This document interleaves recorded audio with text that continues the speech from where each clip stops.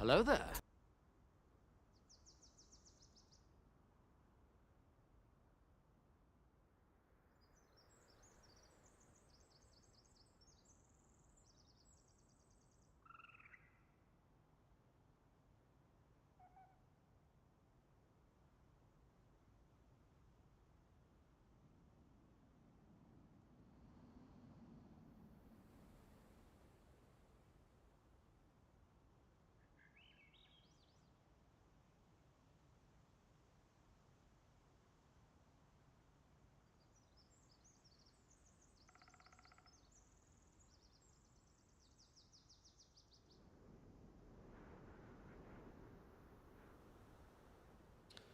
How are we doing there, boys and girls? Good morning, good morning.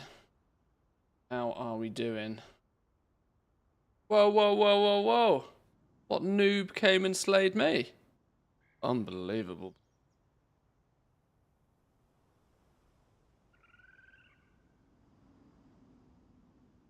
Alrighty, alrighty.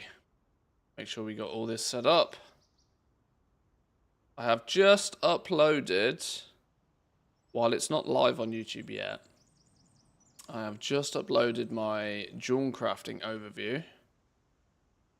More to come soon. I'm getting more and more confident with these professions now. It's starting to get good. Starting to get very nice. Starting to figure stuff out. It's all the pieces of the puzzle are coming together. I want to have a little bit of a play with leatherworking first thing this morning while we drink some coffee. And then we might even head out into the real world and have a look at like leveling and seeing how the zones feel. As the beta's been available for like a week now. And I've not left Ogrimmar. I've literally not left Ogrimmar. But how are we all doing, boys and girls? We good? We good? Ready for another day? Right. Everything is up and running. Right. Do you think I have a bit of an affinity for goblin hunters by chance? Whoops. Maybe too many goblin hunters. Do you have any plans to test cooking someday? It's all on the list. All on the list. It's all on the list. Yeah, it's literally, if you can think of it being a goblin activity, we will test it. We will have a little bit of a look. We'll poke around. We'll see what's what. That's my pledge to you guys, that before the War Within goes live, we will know everything there is to know, and so we can hit the ground running and be good. I had a little play with this dude yesterday. I didn't do all too much, but I was having a little bit of a play just to get a feel for things. Leatherworking seems practically the same, right? The Mattergy shuffles. The that's going to be like a final week thing, you know, when we get that, like, what feels like a release candidate level build. That might be when we say, all right, let's now do some shuffling and figure out exactly what is the cheapest way. Maybe one day we'll do a competition. We'll all roll an alchemist and we'll all try and find what is the cheapest way. What can you do to use the lowest amount of materials to make a blasphemite? And whoever wins, I don't know, they just win. It might be one of those things that you need to throw multiple people at it to get some good results.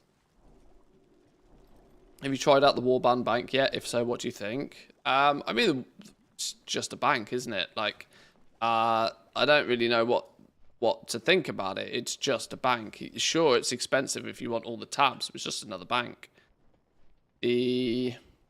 The cool thing about it is obviously the fact that you're going to be able to access it from any of your characters. And it's, yeah, I mean, it's just a bank. It's just a bank, honestly. I'm out of range. The fact that we now have 3 different interfaces for the banks, though. We have this small little one with bags. We have the reagent bank, which is all clumped together. And then we have the Warband bank that is slightly more separated. They have said, by the way, that they are going to unify them. They're all going to end up looking like the Warband bank eventually, but basically a dedicated guild bank, but not a guild. It's just extra. It's just more storage space.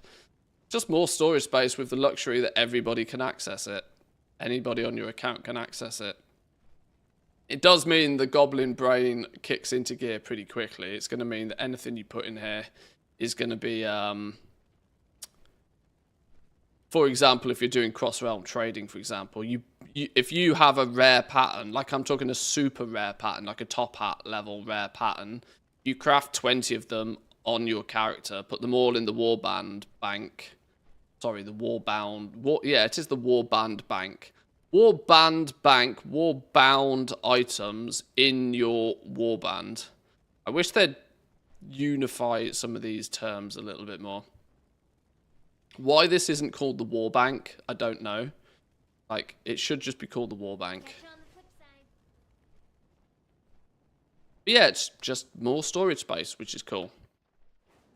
Does mean those players who've got a bit of a head start with this like cross-realm arbitrage system are going to notice a lot more competition turning up, because of course when everything's easier, more people do it. Yeah, the inter-realm trading, cross-realm arbitrage, as it's often referred to, is going to be a much simpler process. And by much simpler, it means more people will try and do it. And when more people try and do it, more competition and less profit for everybody involved. But yeah, it'll be good. It'll be good. I need some caffeine in me first thing this morning before I do any serious thinking. Thanks for the raid yesterday, much appreciated. Hey, no worries, no worries. I like to spread the love around a little bit. I like to spread the love if you can. Now beta's here. Did you manage to do the remix stuff you wanted to? Remix is on the back burner right now. Whilst I'm hyper focused on beta right now, remix is a little bit quiet for me. That's not to say I've done everything I want to do in remix. There's a good chance we've got, what is it, like 73 days or something now until the early release. I suspect it's going to take me a couple of weeks minimum to get comfortable with the War Within from a profession standpoint still. I'm actually in the process of writing full guides for each profession.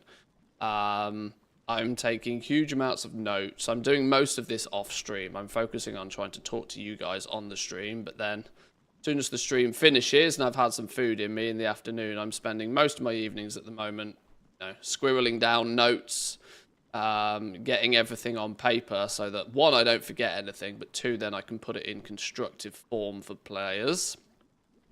That's going to take me a little while. That does mean that I haven't played remix much. But that shouldn't take too long to do for the most part. We will get back into some remix in a little bit. I would kind of quite like to level up a bunch of alts in remix. I don't really think it makes a lot of sense for me to go in with like huge amounts of alts. I know there are some people that are like trying to fill their account with like level 70s and stuff. The thing for me more so than anything is I then have this dread flood over me of that I'm at some point going to need to get all of those characters to 80. And I'm like, oh, that's a lot of leveling. That's an awful lot of leveling. So we will see just how much I abuse remix for alts. But from a collections point of view, I've got all of the mounts. I've got enough in the bank to get most of the toys. I just need to go and buy them on various characters. And then transmog stuff, it's just, for me, it's a personal, like personally when it comes to transmog, it's quite simple. If I get it, I get it. If I don't care. Not bothered. Quite simply.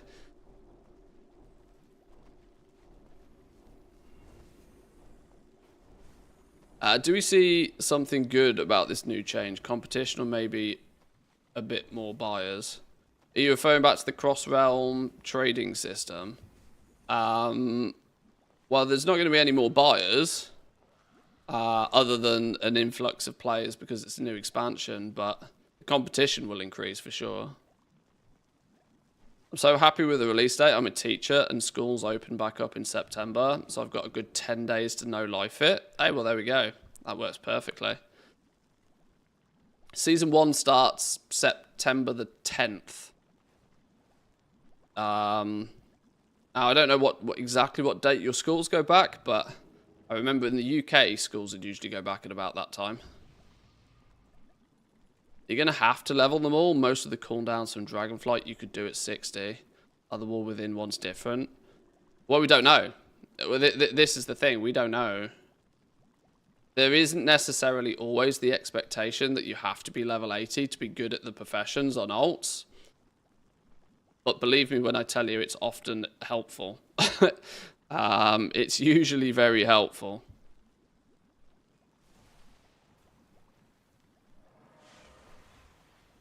This is going to be a Shadowlands Lego tier of goal making expansion. I can feel it. No. Unfortunately, we will never have anything even close to that. Because you can't dominate anything anywhere near as much. There's no possible way any single individual can stranglehold a market that aggressively. Which is what made Shadowlands Legendaries so lucrative for a very small handful of people. If you spend a bit of time in like the gold making sphere, you will obviously know lots of people that made lots of gold from Shadowlands Legendaries. But all of those people are the 3 or 4 people on each realm that made a lot of gold. If you step foot outside of the gold making sphere to like, you know, dedicated raiding guilds, endgame raiders, even regular casual players who just do world content, legendaries were nothing but a massive expense. The only reason, you know, this is what you kind of it's often easy to forget with gold making. When you make gold, it is because somebody has lost gold, right? That gold has come from somewhere 9 times out of 10. Unless you are doing just like straight raw gold farming, where the gold that you gain comes directly from the game creating it and giving it to you. When you make a lot of gold very quickly, it's come from the fact that other players have lost a lot of gold very quickly. So it's Shadowlands Legendaries for 90+% of the player base was just a massive expansion long expense. And that small cluster of people just hoovered it all up. And are still to this day sat on a nice little nest egg because of it, myself included. There's nothing in Dragonflight's profession revamp. There's nothing coming in the War Within revamp that's going to let individuals dominate quite that much. I was thinking about how concentration might work long term. Not like for the first few weeks of the expansion, but long term into the expansion. Now that we know that Blizzard wants most endgame items to be craftable at max quality without the use of concentration. So let's say you're running along and you're making a pair of sanctified torchbearer's grips. I don't know what these are, you know, a piece of Spark gear, right? The concept is meant to be that you're able to get enough skill with a full decked out profession, full profession tools, and plenty of points spent in your spec tree. You're meant to be able to guarantee these at quality 5, even like fully booted, fully geared, fully booted, right? All of your optional reagents, the works, right? You are meant to be able to get to the point where you can guarantee quality 5s without concentration. Well, if that's the case, you quickly were like, well, what's the point of concentration then? Well, it provides an opportunity for players to not use top quality materials. It allows for players to use maybe quality 2 materials, save themselves a pretty penny, and instead use concentration to make up what they lose by using only quality 2 materials. But they'll only be able to do that for as long as their concentration lasts. They might only ever be able to do it for like 1 or 2 days. 1 or 2 times a day, for example. That means that, let's say, just quick maths, let's say you have something, let's just say very quickly you have something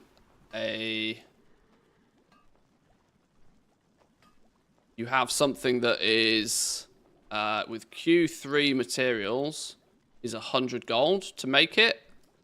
If you have quality 3 materials, it's 100 gold to make it. And you're making it at max quality. What you could do is use Q2 materials. Let's say Q2 materials only cost you 75 gold. But you then make it at Q4 instead of Q5. Or in terms of materials, Q3 and Q2. This difference here, this 25 gold difference, is where your concentration covers the cost, right? So you could then turn around this item, or this item A and this item B. Item A, you could take it to the auction house, and you're going to want to sell it for at least 110 gold, right? You're going to want to sell it for 110 gold to make a profit, because it's cost you 100 gold to make it. You didn't use any concentration mines. You can make these all day long. This means your market value for that item, you would hope, stays at around 110 gold. But option B, in small quantities, for as long as your concentration allows you to, you could craft a bunch of them and you could take them to the auction house, and the smart player out there would probably try and sell them for, I don't know, let's just say 95 gold. You could sell them at 95 gold. You're still making 20 gold profit.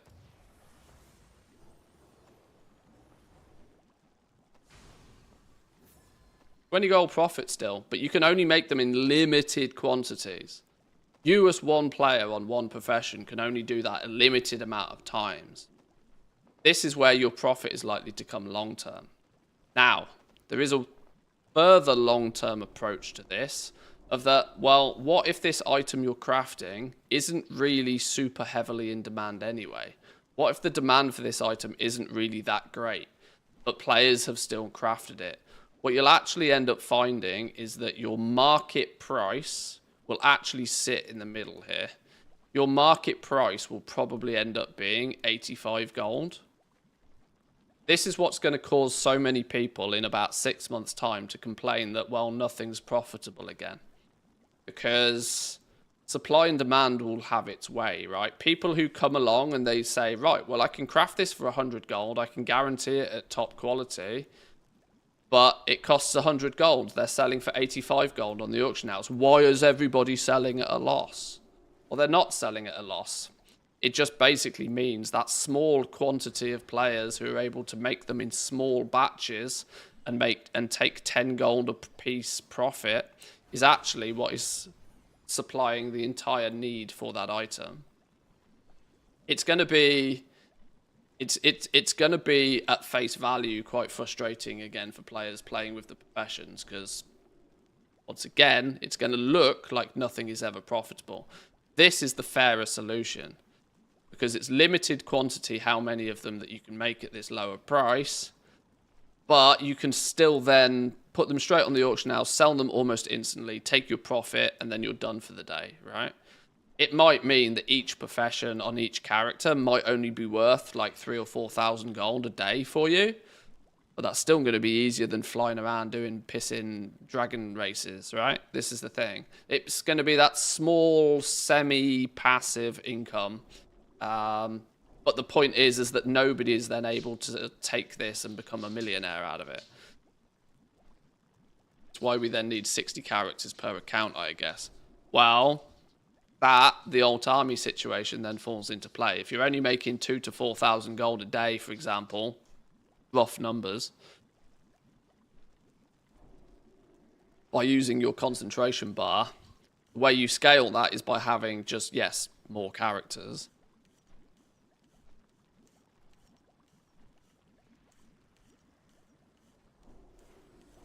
If nothing is profitable, supply will drop down, making stuff profitable again. Yeah, this will be like market value for stuff is always often what's referred to as a floating number. It sort of goes with the tide, right? You have your supply and demand curves, and your market value sort of trends with it. But this will be how professions will play out long term, mostly intermediates. Now, this is why Blizzard might be confident in allowing you to get to the point where you can guarantee everything at quality 5 without needing concentration, because you can then sell them all day long without using concentration, but your crafting cost could still be higher than somebody else that's willing to use their concentration. That's the point. You want to come in and you want to do a small amount, you can do a small amount. You can do a small batch of products at a cheaper price.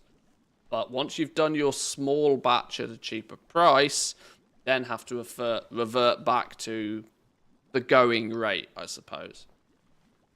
Warband concentration, a good idea in my opinion. I would have liked to have seen concentration be a Warband account-wide level feature, yes. It would have meant that players had to think more about when and where to use it. But I equally think this system works just as well. It just works in a different way.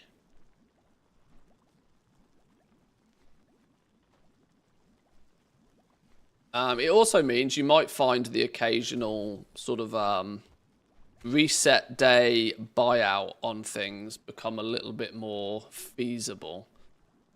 Because no one single character or no multiple characters. Let's say there's a crafted item. I don't know. Let's just pick an intermediate material. I'm going to assume that you'll get to the point where you can guarantee these at top quality. You might not be able to. But anyway, let's just take an intermediate leatherworking material, right?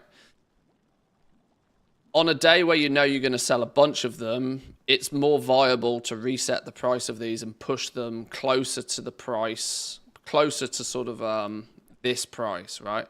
You can push them closer to this price because you know nobody is going to be able to come along and mass produce them in such great quantities to dump the price back down again.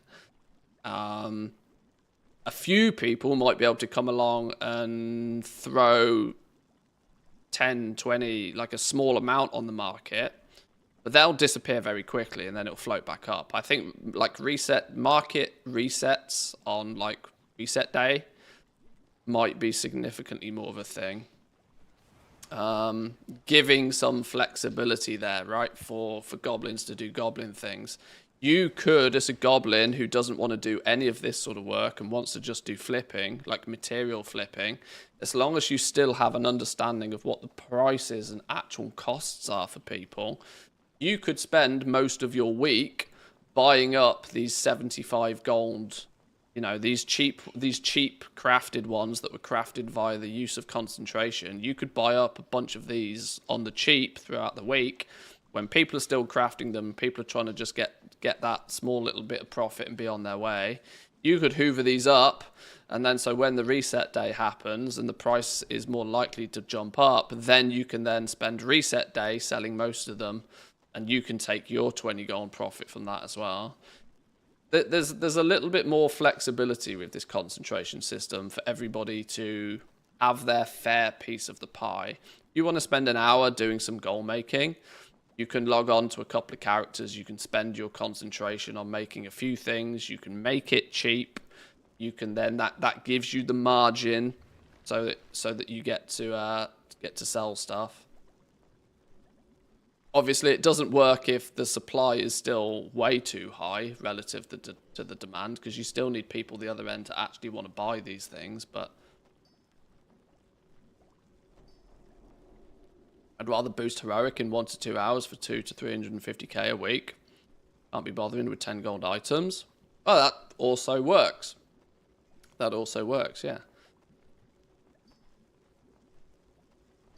These are all ballpark numbers, right? I use low numbers like 100 gold and 75 gold because they're just easier to, you know, put in your brain.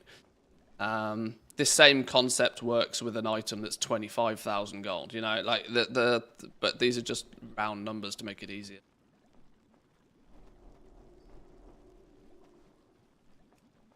A good example of that might be like armor kits, for example, the bigger and better armor kits.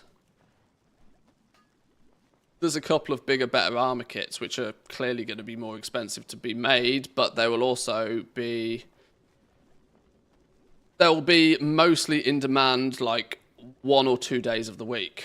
The rest of the week, they probably won't be quite so much in demand. So if you spend your week just like hoovering up some of the cheap ones you see, if you know that they're cheap because the likelihood is that they've been made with concentration in small quantities, you know that there's only, you know, it's just a safer approach. If you put your goblin brain in action, you'll be able to figure stuff out more.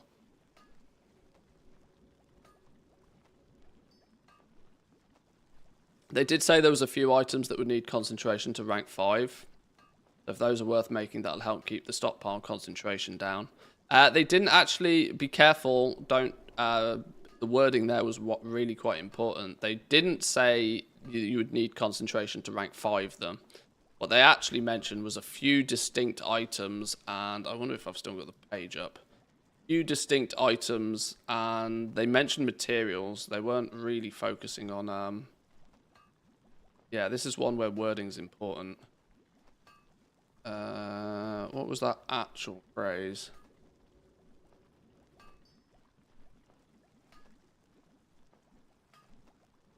With a few targeted exceptions on certain non-equipment crafts. Their exact phrasing on that. Where's it gone? Design philosophy for crafting in the War Within is that a well-owned crafter who is fully spec'd, equipped with the best crafting tools, and using quality 3 reagents can guarantee maximum quality on every craft, with a few targeted exceptions on certain non-equipment crafts. So that's going to be like your intermediate materials, dominantly. Maybe like flasks. For example, flasks might be something that you can never actually guarantee them at top quality, but their goal is to make it so that all equipment and gear should be guaranteeable at top quality without concentration eventually, once you've ticked all the right boxes.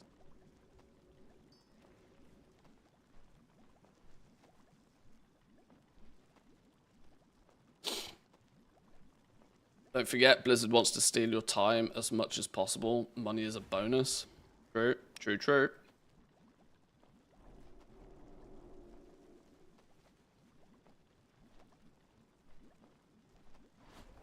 But anyway, I was playing with leatherworking. I somehow got distracted by squirrels. I wanted to have a bit of a further poke through leatherworking and see where we get. We're making intermediate materials aplenty. I haven't figured out, for the most part, where these ley line residues and stuff comes from. This crystalline powder. Herbing and oring. Cluster of spores teeming with life energy. We make drums again. Drums, once again, are going to be a good source of burning low-level quality 1 mats. This is... Drums is single-handedly the recycle mechanic for all low-quality leather. Because you don't care about the quality that you make these at, because there isn't a quality of the drums. All you care about is stacking, presumably multi-craft, to get as many of them as you can. Leave the quality 2 and quality 3 leathers for use elsewhere. Basic armor kits, recipe difficulty is low enough that you should be able to achieve that easy peasy.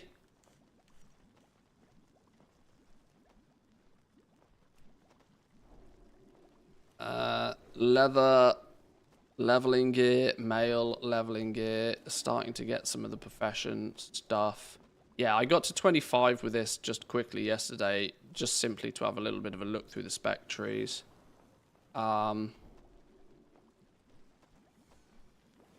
I wrote some notes on the leatherworking spec trees. Let me refer back to them quickly.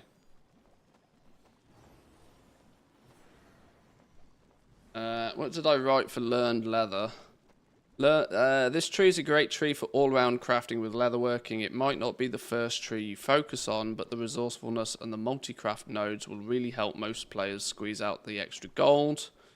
So we've got a multi-craft resourcefulness node to the right,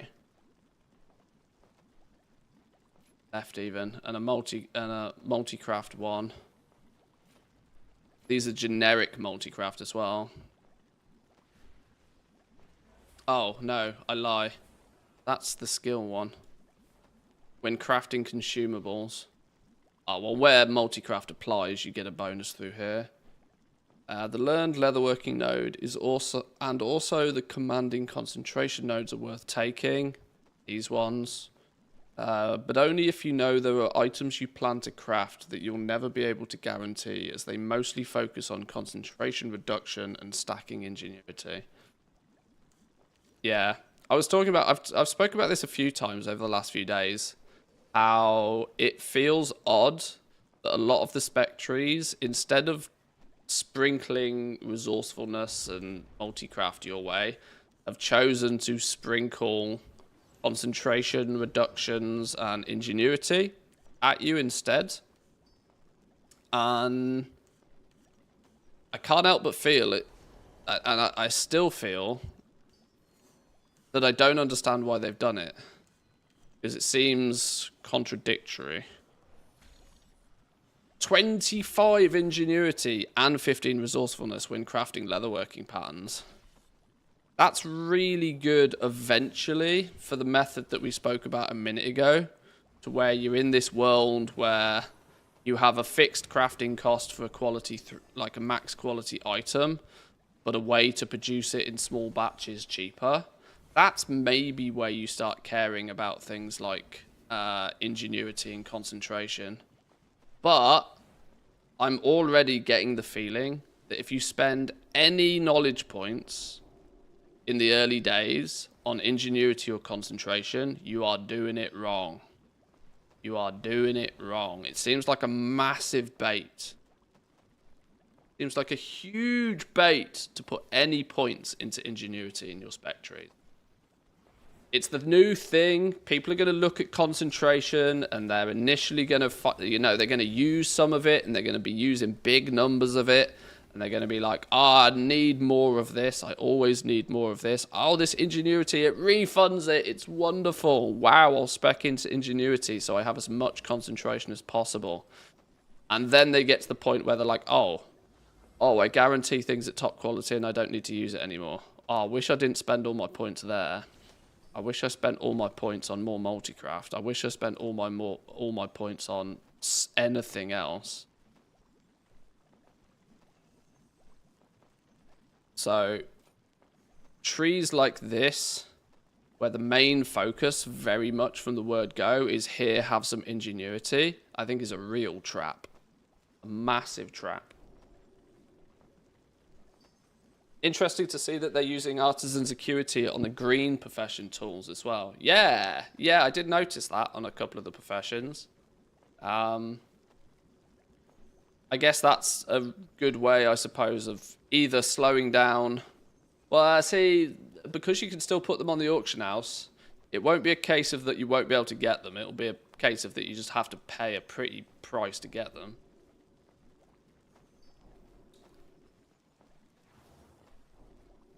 I remember spending 30, 40, 50,000 gold on some of the green profession tools in the first couple of weeks. Just to hit thresholds with skill. And that was when, anybody could craft them. They're going to use Artisan's Acuity this time. I suspect they could be even more expensive. Resourcefulness OP at launch. Well, I think the hierarchy is multi-craft before resourcefulness, wherever possible, and then ingenuity or concentration regeneration. You're not. The thing is, right, is you are still going to care about ingenuity as a stat. You are just not going to spend spec points on it. You just really, really, really are not going to want to put spec points. And in some scenarios where you have a tree that's designed for making gear, and the last node is like, here, have a 5% reduced concentration cost. Well, that doesn't make a blind bit of difference to me, does it? Because by the time I get to this point, I'll be able to guarantee it at top quality anyway. I won't need to be spending concentration on it anyway.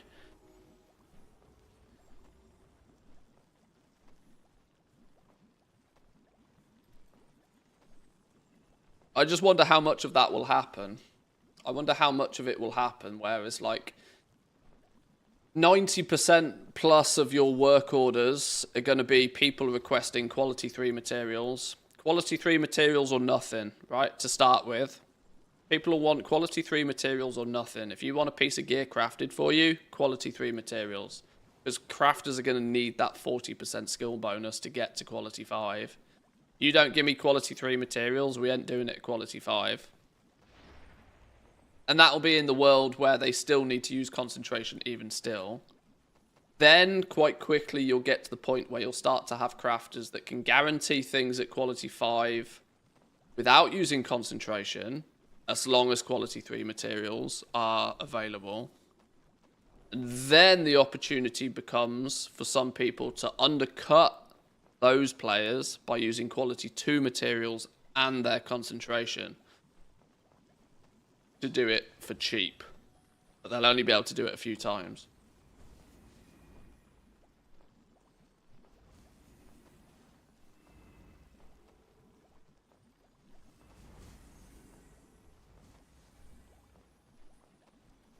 And it say that those skill points being completely useless. Which ones? You mean things like this in like the learn leatherworking one?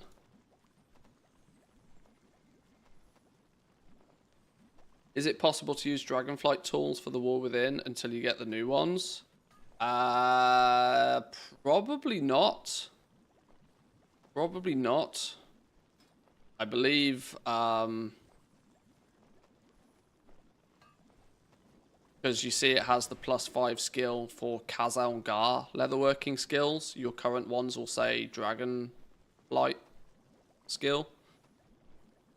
So, though it's questionable whether things like your inspiration and your multicraft stats still affect, even if the skill bonus doesn't. Something I haven't thought about.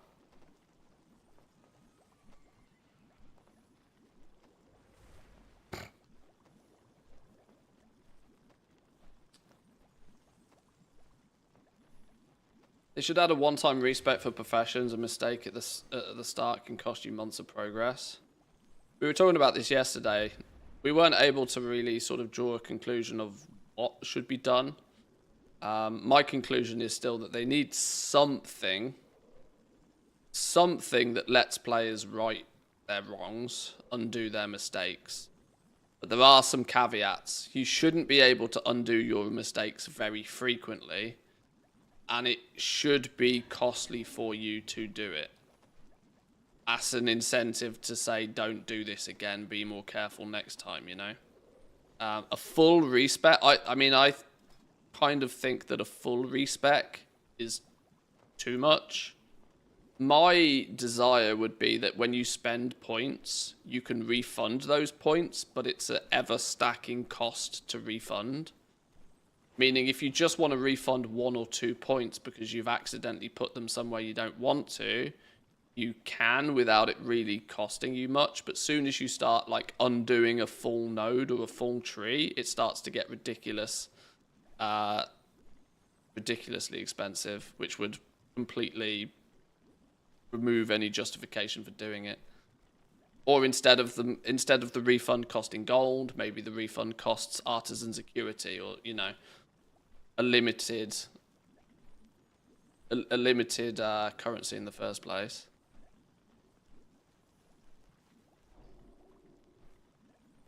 I think Blizzard are cautious about these like refund cost things again from back in BFA, where they had the Azerite armor refund spec things, and it all went horribly wrong.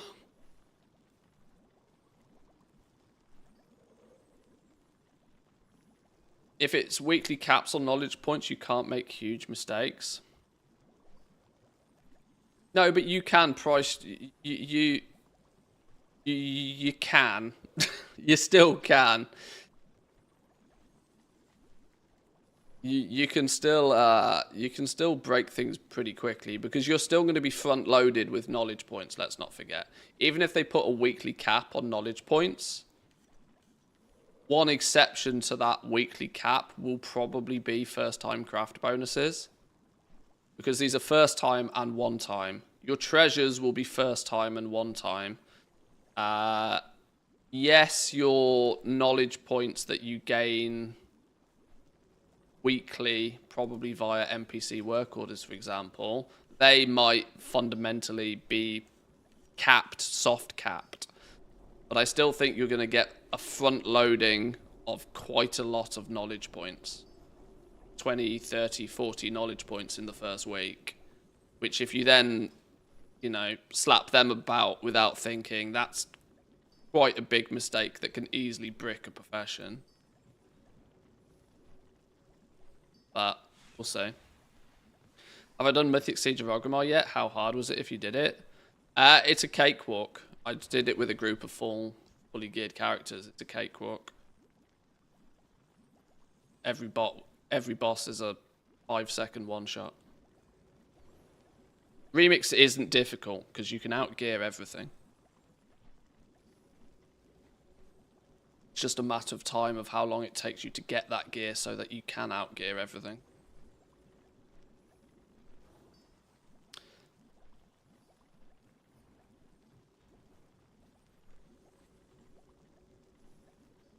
Some things are only better than others because you can't respec. Respecs ruin the system, in my opinion. Sure, I respectfully disagree, but I can see where you come from. I can see where you come from. It does give you that little bit of an advantage to actually paying attention to what's going on to make the right decision first time, but I still think in a video game that's quite brutal. And I think Dragonflight showcased that. Something as simple as like putting your points in resourcefulness instead of putting your points in inspiration first week was the difference between being able to produce quality 3s and print money or being able to produce quality 2s and lose a shitload of gold.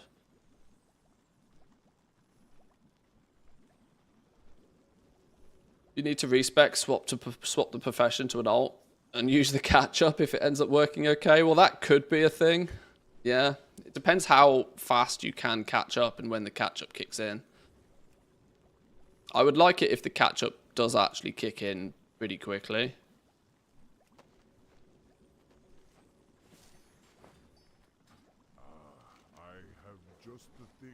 But I also think the catch-up should still leave you behind. That makes sense.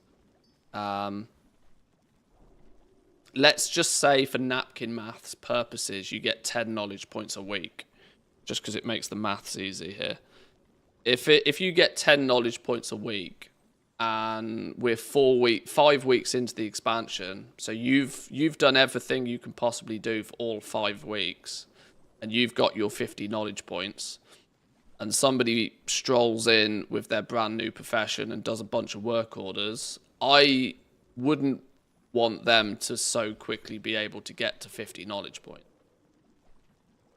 I think the catch-up system should bring you to like 75% of what somebody that's actually consistently done the job will get to.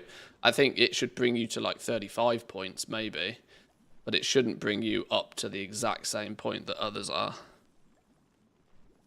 But, you know, that at least that catch-up it should be there. I agree it should be there.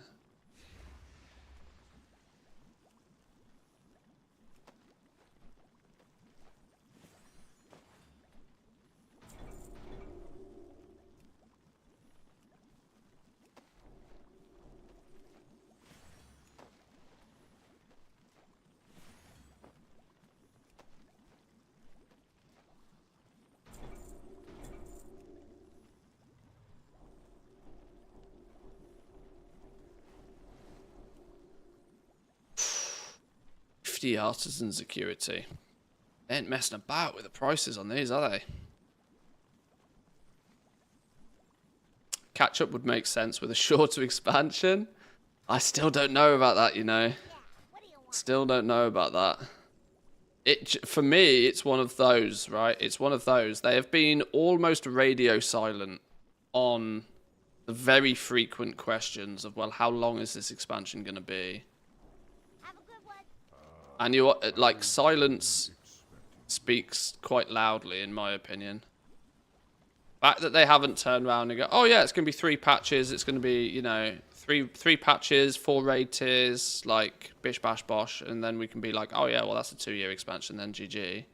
They could have so easily come out and said that. The fact that they've said nothing, and they've just jacked up the price of the expansion by $40, makes me think that they're trying to not tell people that it could potentially be a much shorter expansion. The chances of it being a year expansion isn't really going to happen, but 18-month expansions I can see. You know, strictly making it 3 tiers of content, 6 months apiece. Got expansion launch, 10.1, 11.1, 11.2. You know, they've very deliberately this time left us on 10.2.7. We haven't had that 0.3 again. It could very much be shrinkflation. From the Dragonflight launch to the War Within, that time frame I'm fine with. I'm fine with it, but only because I'm a content creator. If I wasn't able to sit here and chat with you guys all day about it and make videos and stuff about it and live on the beta for 3 months, I'm only happy with that duration because of the position I'm in. If I was just a player of the game, I think I'd be like itching for it to be a bit faster still even. But they've done a good job this time, you know, throwing Panda Remix in there, Plunderstorm in there to distract from when maybe the going isn't quite so good in retail at any point. You've got Classic to fall back on as well.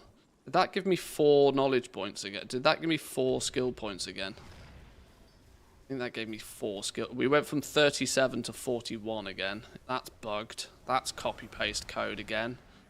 Okay,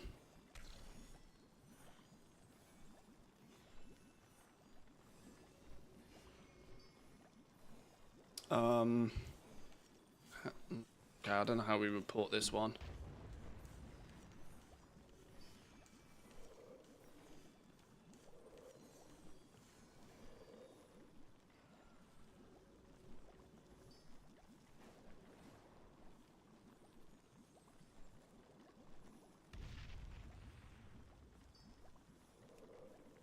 That was a bug from in the War with it. That was a Dragonflight profession bug, that one, where it would randomly, occasionally, sometimes gives you 1 more knowledge point. Which isn't necessary. You'd say, well, it's a free knowledge point, what's the problem? But sometimes it then knocks off your profession leveling path from then on. Which is why it's annoying. A bug is a bug, even if it's a beneficial bug.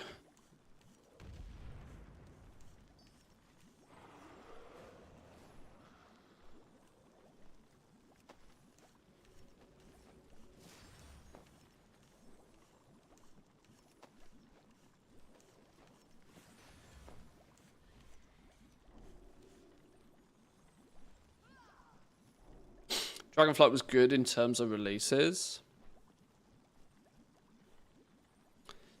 The pacing was good. I would admit the pacing was good. They've kind of got off to a bit of a flyer, honestly. With 10.0.7 was it when we got the flipping, I can't get the Timeless Isle out of my head. Wrong game. The Forbidden Reach.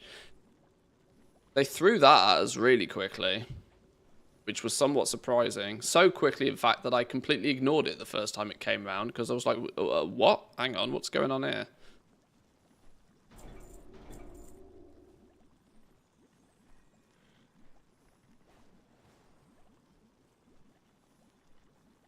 People hate the fated season so much, but the alternative seems a lot worse for most players, I would think. Recycled content that's purely optional or a raid tier that's just short of a year. Well, the other more beneficial option is they just get rid of it completely, stop wasting people's time, and just release the new expansion sooner. You know, this is the point. That could be how you get your 18-month expansions. They just get rid of this bullshit at the end, right?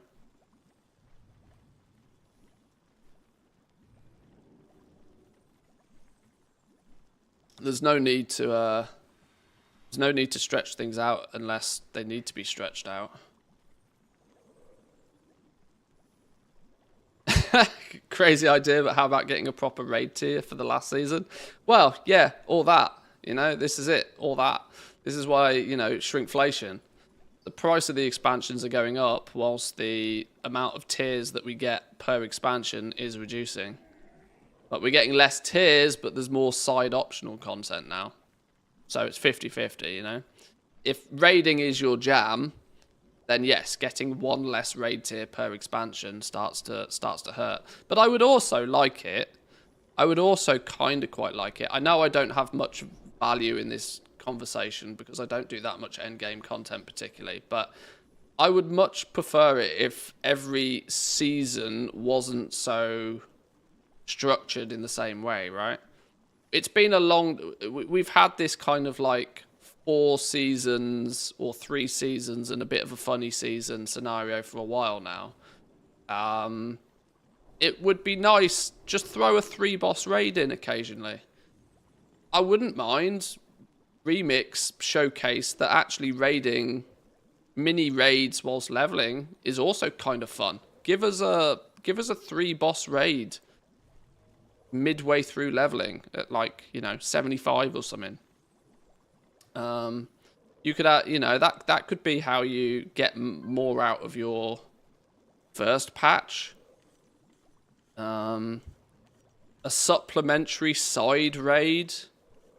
We don't need big 10-12 boss raids all the time. Players just want something new.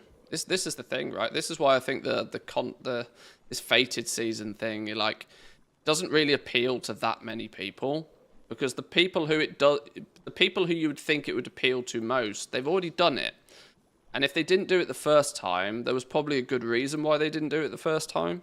And so they're probably less excited about doing it again. Season 4 feels like a catch-up season in WoW now. Catch-up season where they test... Well, this time round, obviously, they've tested the restructure of the dungeon, Mythic Plus. Tested that in Season 4, and since that seems to have worked pretty well, they'll roll with that in the War Within.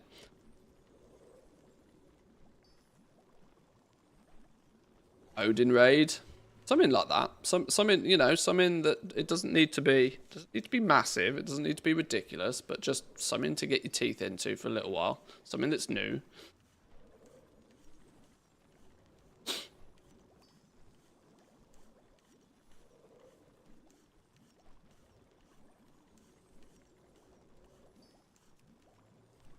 We're presumably going to get to 56, 60, and then it stops giving us points.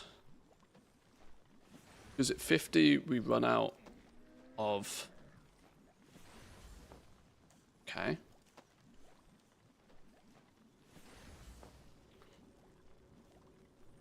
Okay. Potential for 65 just off basic gear.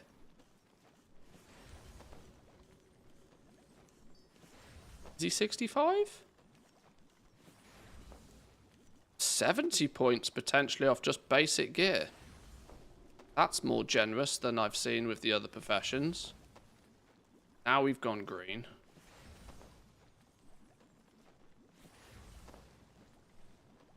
Grey at 70? Wow, still green at 70, okay. Oh, I know that. See, I like this, but I know they're going to undo this. That means technically you can craft dumb basic gear if you can get Dum basic gear, is that going to let you get to 75, e.g. unlocking the 3rd spec tree? I wouldn't mind that at all. Even if you have to mass craft it.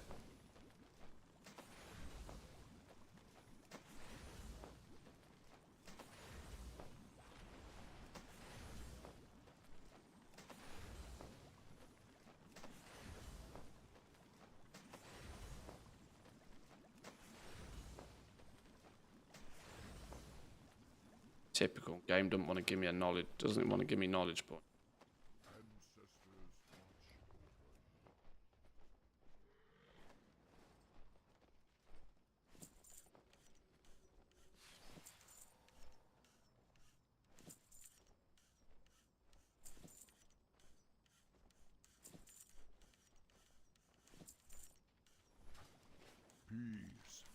Nothing more to gain from you, is there? No.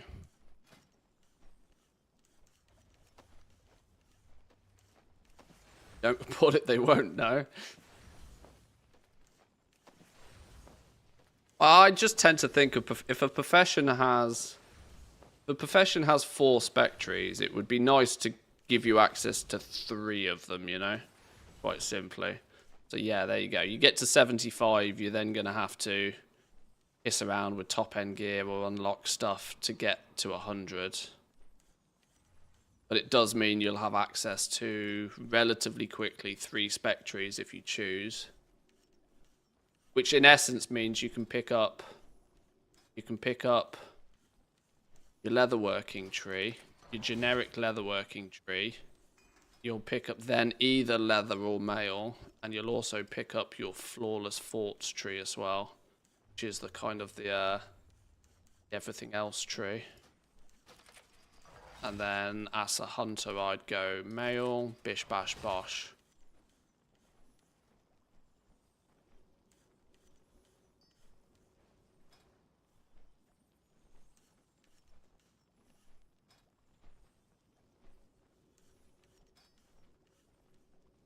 Did Blizzard learn and not put the last spec tree at skill 100? No.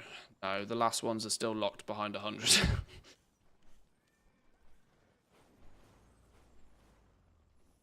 This will still be... Yeah, I was hoping they were going to soften away from this concept of like hard locking you at like 50, 75 skill and just let people fill the bar.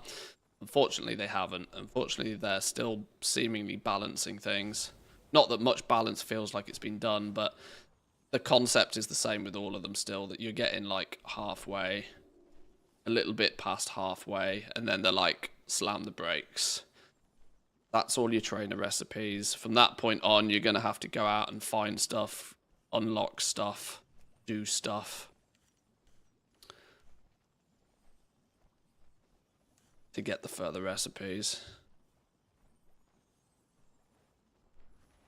Copy pasted early Dragonflight when the War Within developments die. Yeah, oh yeah, absolutely, yeah, without question.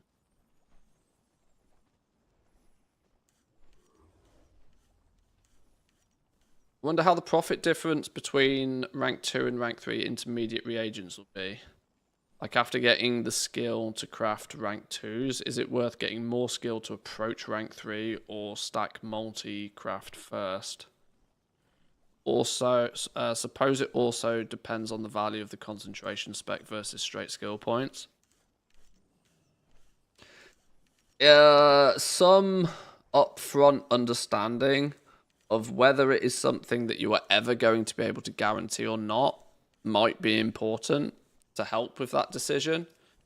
If you're trying to push to make one of these, for example, you might know that I'm never going to be able to cross. If you know that you could never cross the finish line, if you know that to ever make one at quality 3, you're going to have to use some concentration on it, then the correct answer is to push your skill as far as you possibly can so that you use less concentration for every one you make. That's just the categorical right answer at that point. But if you know that you'll be able to gain enough skill to eventually guarantee them at top quality without using concentration, the answer isn't quite so clear. The answer then is more along the lines of, well, how in demand is this material actually going to be? Will the occasional crafter coming along using concentration to make some quality 3s with quality 2 materials be enough to supply the market or not? This is why there's not strictly one yes or no answer to a lot of these. And we won't know until the game goes live and when we start to see, like, okay, what materials do people actually want? What is the actual demand going to be for some of this stuff?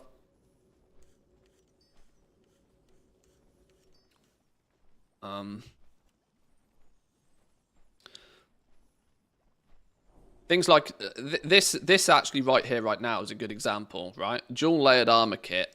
Clearly not going to be the biggest, most popular sellers because there's bigger and better armor kits, but, you'll still sell them. Now that I've actually been able to guarantee quality 2, I have 2 choices to make. I could, in theory, stop putting points into this right now and just use 15 concentration every time I want a quality 3 one, while still using quality 1 materials, right? Most likely, these low-level materials are going to be the cheapest by far. I might have to spend a lot of spec points or do a lot of fancy things to get this at top quality. You can see here that by using quality 3 materials, I still can't quite guarantee it. So this is going to be substantially more expensive, and I'm still going to have to use concentration to get quality 3, but luckily I use practically none of it. In this scenario, I would probably know that, well, actually, I can, once I get my tools and once I finish this, and maybe with a few points in my spec tree, be able to cross the finish line quite comfortably. And so I would probably go for that approach.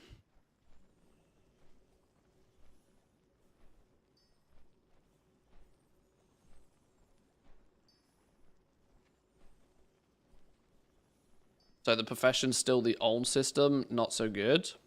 Well, they're still the new system. If you're referring to the fact that they're still the new Dragonflight system, yes.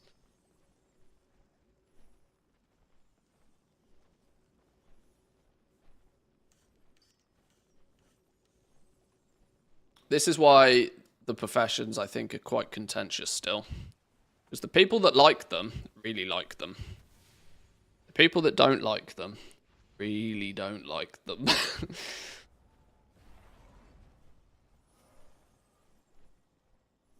Which, maybe, going into the War Within, is a good thing. Dragonflight, one of the problems, I think, with Dragonflight's professions is that everybody had a go. Right? It was new, it was shiny, it was interesting, like, to try and figure it out. Everybody had a go. And what this ultimately meant is when everybody had a go, there was just a flood of everything all the time. There was never a period in time where there wasn't just a flood of everything because everybody was having a go. But there's only so much food on the table with crafting professions. And by that, I mean there's only ever so many people who want to buy the things that crafters are crafting. And when everybody had a go playing with the professions, leveling them up, making stuff, and everybody stuck it out, lots of people stuck it out and pushed and pushed and pushed and really tried to, like, extract some gold from them and get some value out of them. It just meant that there was way too many people trying to, like, get their piece of the pie. Way too many people trying to make gold with it. Which meant there was never a shortage of anything, ever. And for the most part, it meant that most people lost gold on playing with their professions. It cost way too much for them to level them up, and there was no profit at the end of that journey to make it worthwhile doing. And so a lot of people are like, well, yeah, the system's shit. People's opinions of the professions would have been very different if they were able to make a lot of gold with them. This is one thing I've learned over the years of making content like this, is that if somebody can make a lot of gold from it, people love it. But people will very quickly call it shit as soon as it's not very easy to make gold with. That's not really objective on the system as it stands. It's more of a case, well, I couldn't make gold from it, so it's shit. But somebody over there is making gold hand over fist, and they love it. Many players loved the legendary crafting system. People loved the legendary crafting system because they were printing gold. Right? Absolutely printing gold. Thought it was the best thing since sliced bread. The reality is, objectively, taking your own personal experience out of it, the Shadowlands Lego system was terrible. Right? Absolutely terrible. You must make 15 of a thing, of which nobody wants those 15 things that you want to unlock the thing that people do want, and those 15 are going to cost you an absolute arm and a leg because they use an ungodly amount of materials which have an incredibly low drop rate. The whole thing was just terrible. Not to mention, you're going to have to stand there for hours converting ores into silly little bars, and then you're going to need 75 bars to make one item. Like, the whole system of Legos was terrible. But it made you so much gold that some people look back on it and they absolutely loved it. You know, profitability can very easily sway people's opinion on things. And I think if a lot of people in Dragonflight were able to more easily make a lot of gold from the systems, a lot of people would be like, oh yeah, the Dragonflight crafting system's still here, yeah. But because people couldn't make, because only a handful of people made all of the gold again in Dragonflight, and the system didn't quite work the way they expected it to, a lot of people's perceptions of it are very, very, very poor. Is the War Within going to matter if you have the Dragonflight stuff leveled up or not? No, not in the slightest. It's a full restart. It's a full refresh. There's no worry about that at all.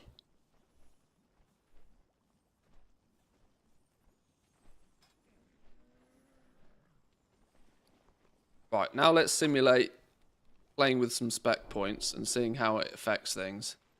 Let's go by the assumption that I want to be the best armor crafter world has ever seen.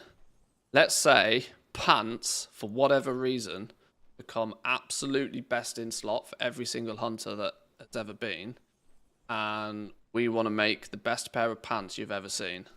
So we are going to achieve making the best pair of pants you've ever seen, we're going to need to put some points in here. 10 points, in fact. Unlock our first sub-spec, which will get us here.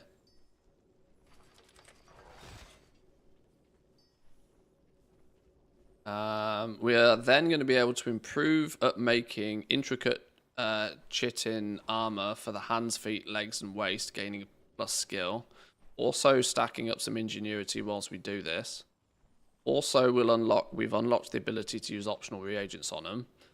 But weirdly, we still don't actually have any patterns. So we need to put 10 more points in here as well.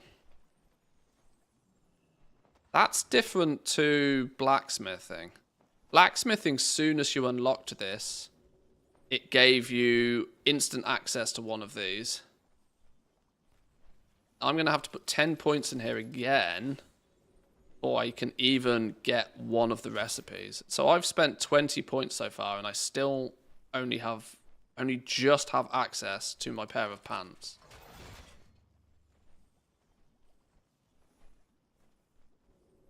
Now I've got my pair of pants. Now we can craft these bad boys for people.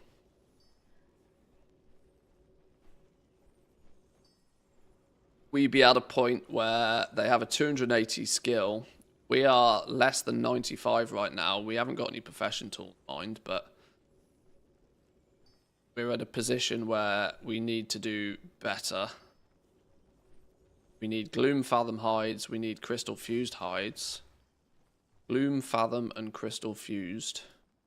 We shall meet. Looking for something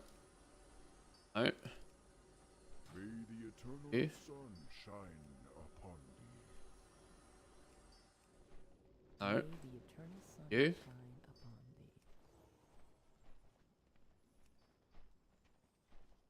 What did I say we need? Gloom Fathom Hide. No Gloom Fathom Hide. Oh, is that because we make Gloom Fathom Hide? No.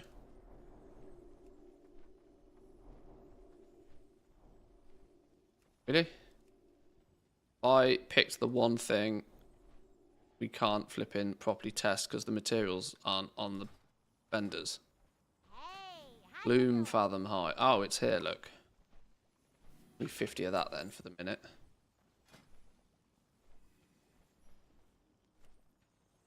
We also need Crystal Fused Hide. This is something we make. But let's assume... Oh, Gloom Fathom Hide doesn't have quality on it as well. That's interesting. Crystal Fused Hide, though, is going to have quality.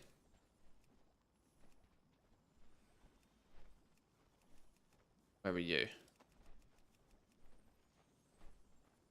Pleasure doing business with ya. Crystal Fused Hide, are you here? No. Oh, for God's sake.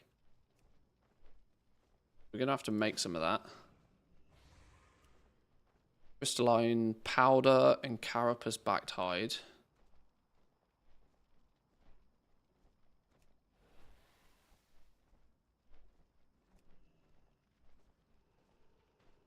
I really should have picked a better example for this, shouldn't I?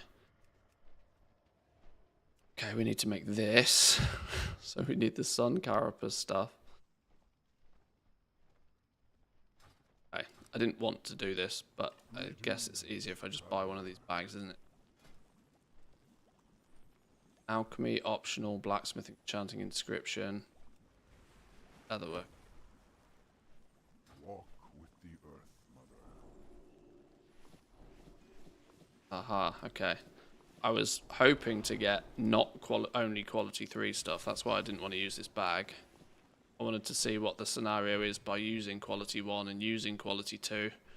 Means we might have to go out of our way to make some of that ourselves. Gloom Fathom Hide doesn't have a quality. Gloom Chilton. Quality 3. I got quality 1 and quality 2. Testing.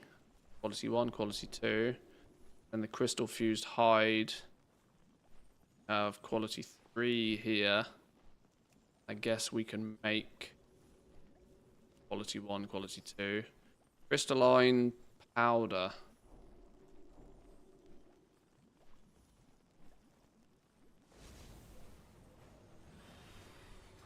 The winds guide you. What's up?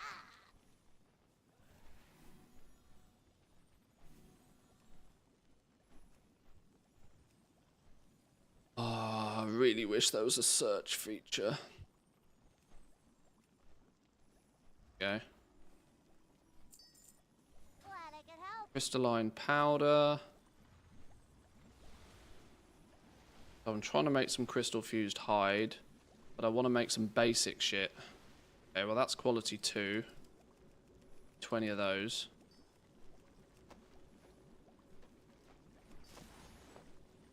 Then I'll quickly figure out how I make quality 1 versions.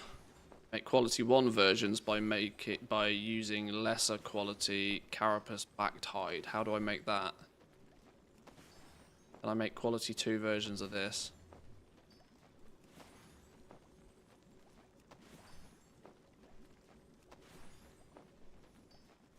Those crystalline powders you get via disenchanting. Okay.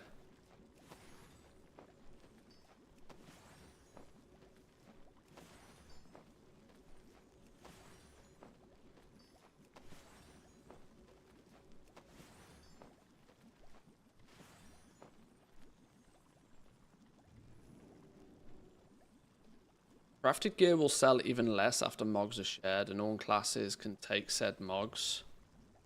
Mogs are a reason for many sales.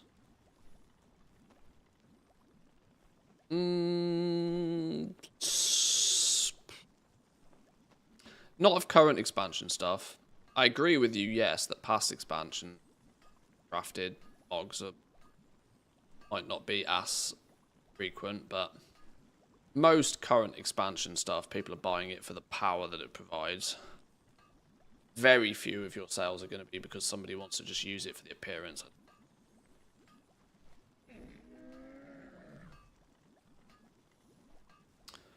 So now we've got some of these. Now I need to falsify some quality 1 version.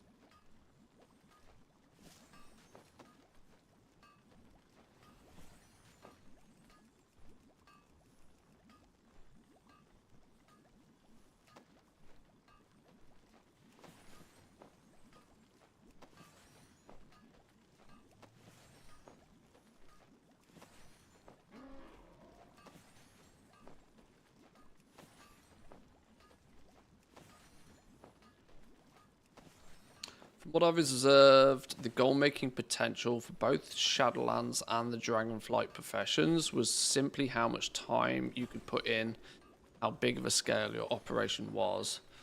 Multi-accounts usually. I mean, it was way easier to scale in Shadowlands. Scaling in Dragonflight wasn't that straightforward. Hello, wife. Go off. Hang on. Be right back, boys and girls.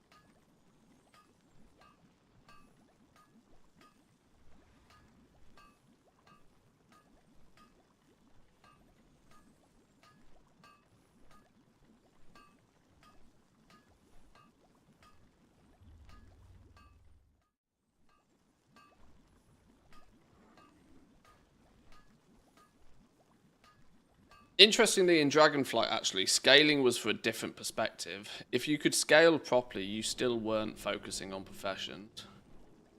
If you were able to scale and have multiple accounts and multiple professions, you were very rarely caring about professions. You were focusing on things like doing the feast on as many characters as you possibly could for the flavor pockets to sell. You were merging into like cross-realm arbitrage and stuff. The bigger you scaled, the less you focused on professions, I think. With the one exception being Dracothists currently.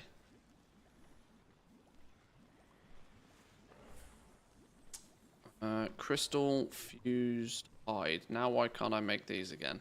Oh, I need more crystal powder. Time is money, friend. That got good. Be good. Oh, it takes 5 apiece. Oh, realise. Right, now we've got quality 1, quality 2, and quality 3. All of the materials, so we can see how the breakpoints work. Do any fancy things with it. I'm going to need some sparks, aren't I? Welcome, friend. Sparks, just for testing. Be careful out there. What else are we looking at? Oh, we need 15 of each just to make a single one. Oh dear God, I've in it flips. Well, spit it out.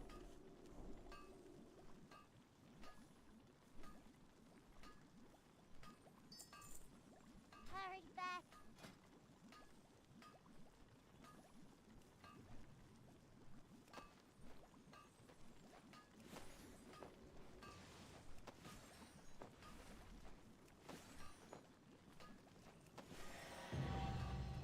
They knew their scaling because dragons know scales. LOL. Oh, it's so cheesy, but I love it. cheesy and I love it.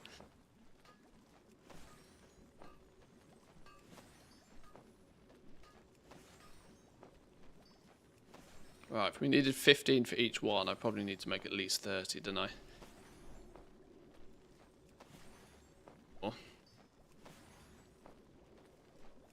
Oh, wait, hang on, what's going on here? Oh, okay. Thing.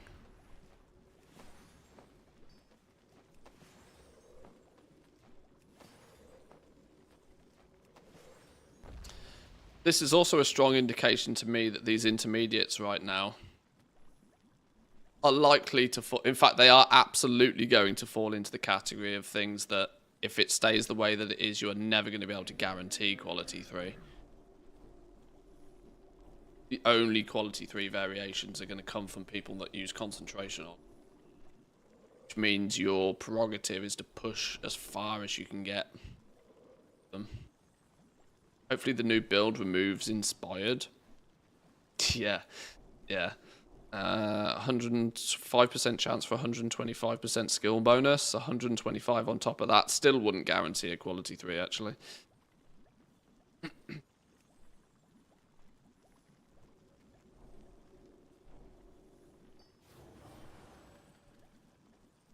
What's this stuff? Carapace backed hide.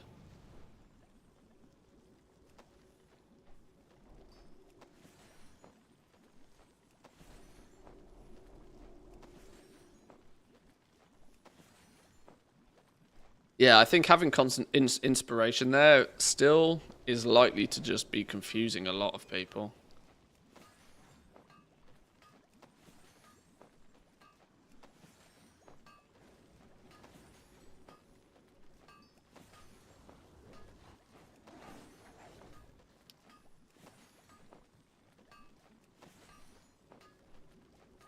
Going to be some good money on quality 3 materials early days, though. If every single one that exists has had somebody use concentration on it, that's the only way quality 3 is going to exist. That is really aggressively going to limit the amount of them that can exist. Add that on top of the fact that it's very, very likely that anybody doing work orders for gear crafting in the early days is also going to be like, you give me quality 3 reagents or we don't do this. I don't think there'll be many people that will be willing to accept quality 2 materials, not without a vast increase in the tip, because they'll be using way more concentration. But that's kind of what we're trying to test a little bit here. If you give me a minute to just get some materials.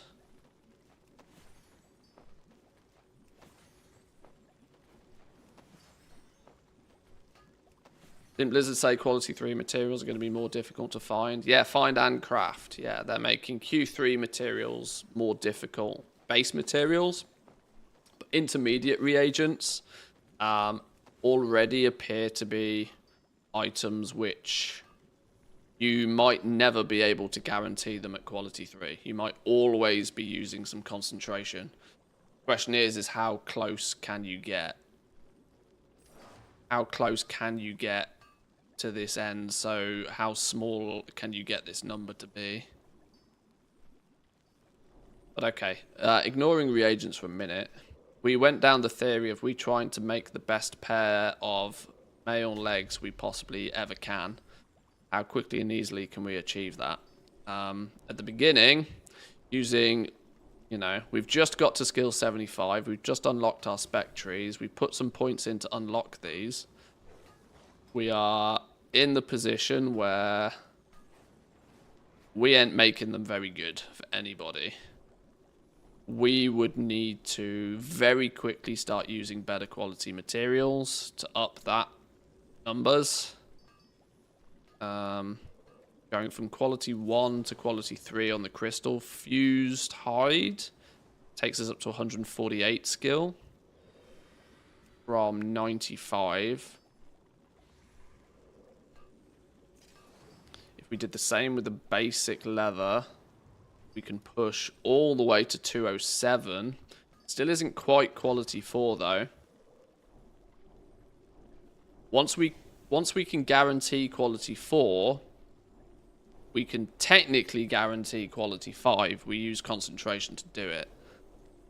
But we would need to at least get to here before we are considered useful in terms of selling it to others. That's pretty close due to not having profession tools. We would need, what are we missing? 224 points is what we actually need. Yeah, so if we had a couple of profession, even if we had some basic profession tools right now, we might very quickly be at the point where we can guarantee quality 4 if we've got some profession tools. What profession tools does Leatherwork? Refer to my notes. Refer to my notes. Only I had this wrote down somewhere. Profession tools, leatherworking. We make our own accessory, and blacksmithing makes our tool and our accessory. So we could, in theory, make our own. What's it called? Schmock. Basic schmock. Probably apron, isn't it? No, jewel crafting, steelsmith, scrapsmiths, engineering, apothecary cap. Where is it? There we go.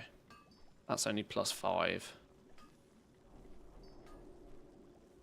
That's only +5, so that's not going to be enough.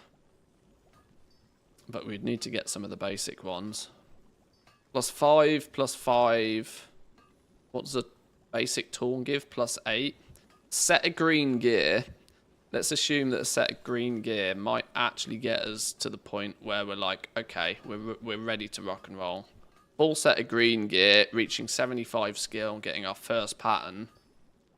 If we use top tier materials, we might be able to guarantee quality 4, and then we can throw concentration at it to guarantee it at quality 5. That's kind of like, this is day one sort of stuff here. This is day one sort of stuff. You've leveled to 75. You've harvested a few first-time craft bonuses. You've spent 20 points to unlock your first recipe. This is sort of day one, week one sort of stuff. You get 18 from a set of green tools. Okay, so yeah, that's technically close enough. With your set of green tools, you'll be at 224 plus. You'll guarantee quality 4, and then you just whack some concentration on it, and you're making quality 5 from the word go. Now, that's not taking into consideration any optional reagents, which is going to increase the difficulty even more. Or embellishments, they're going to add the difficulty even more. Or missives, which don't necessarily add any difficulty as long as the missive is quality 3.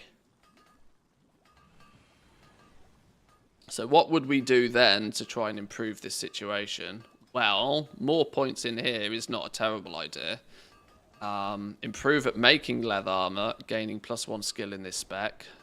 After only 5 points, we gain another 5 points. So we can actually get 10 bonus skill from the next 5 points. 5 more points in here for comparison. Would gain us 5 more skill, but would then give us some resourcefulness. Not as impactful. And the same here. Our next major bonus is only going to... So our next 5 points would be in here. We'd go to here. That would give us 10 extra skill. 5 from the points, and then a bonus 5. So we're getting there. We'd be way getting there if we had our tools. We're going to have to do quite a lot from this point to get to the point where we actually guarantee quality 5, though. Quite a lot.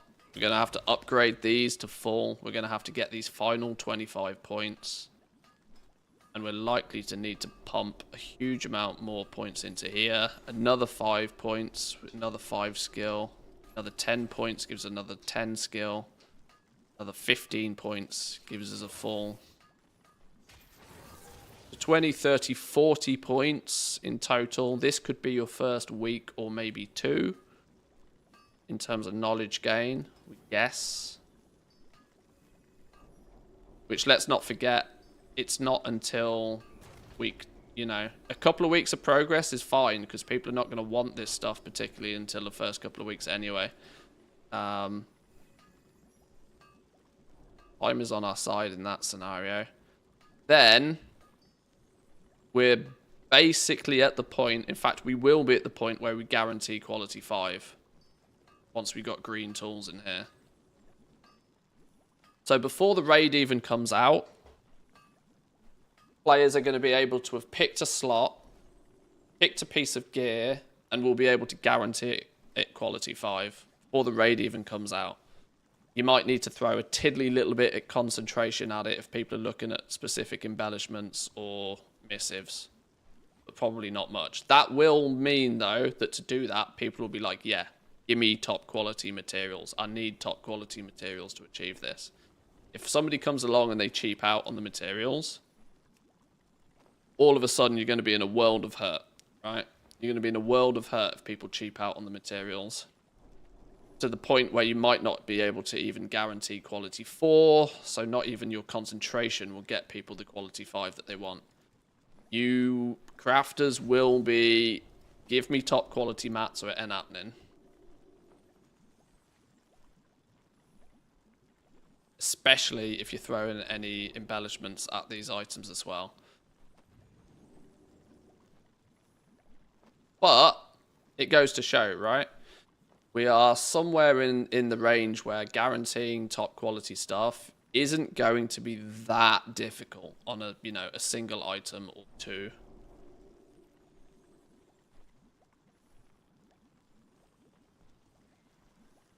Blizzard said the internal tuning pass for all reagent difficulty and crafting difficulties will be out next build, so I imagine this will be massively different when the new build, hopefully. I don't think it will be massively different. I think it's just tweaks. It's tweaks and balancing. Balancing is not usually redesigning the wheel. This is why I'm sort of looking at this now, so I can then see what they do next week with the next build. This is like building a point of reference, if you know what I mean. But the concept still stands that being able to guarantee things at top quality isn't going to be that difficult.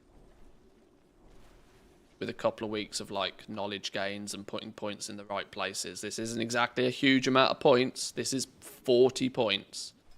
40 points. We're at the stage where with some basic green profession tools, we should be guaranteeing quality 5 items.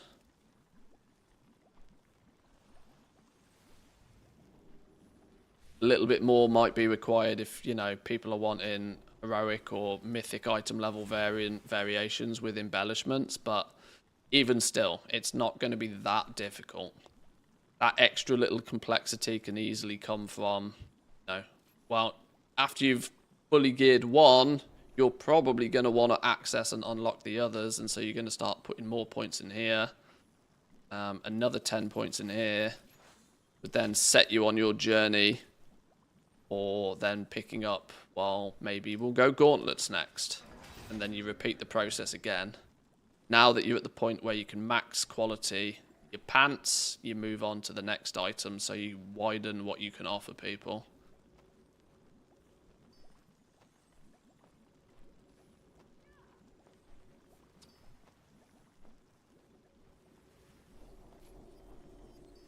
Resourcefulness, sub-spec, ingenuity and more resourcefulness. So yeah, it doesn't look like you're going to backtrack on your points all the way back to the beginning much, probably until you have filled this tree. You could then, once you've unlocked your second piece of gear, which is the gloves, we can then go over straight to the gloves and be like, well, you know what, we're already able to, with max quality materials and concentration, make quality 5s. This deficit here will be accounted for by your tools.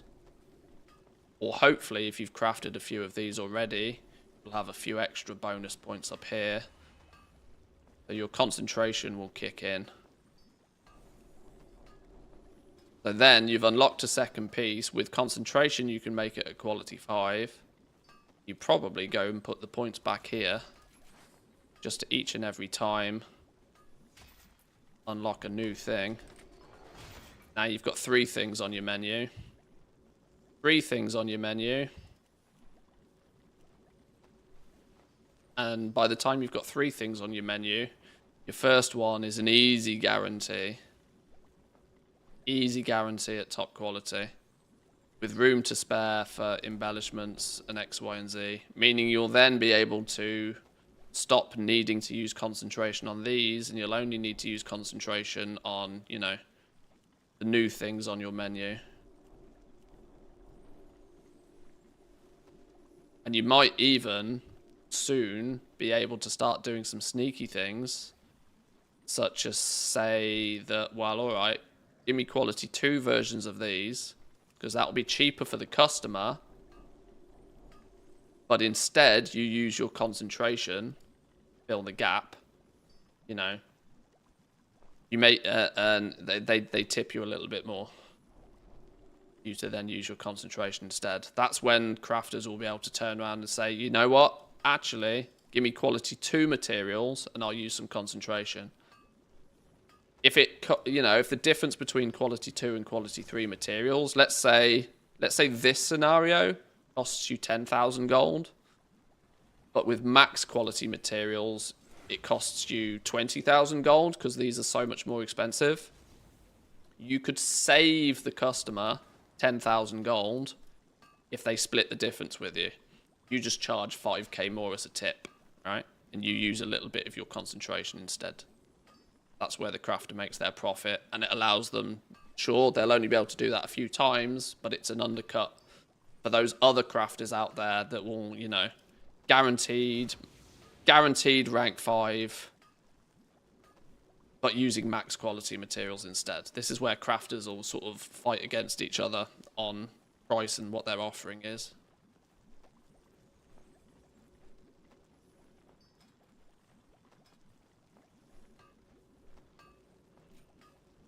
You put the last 5 points in here. You get your last one unlocked from this side of the tree. You're then already able to offer 4 items, all of which, with at least the use of some concentration, you can get at top quality.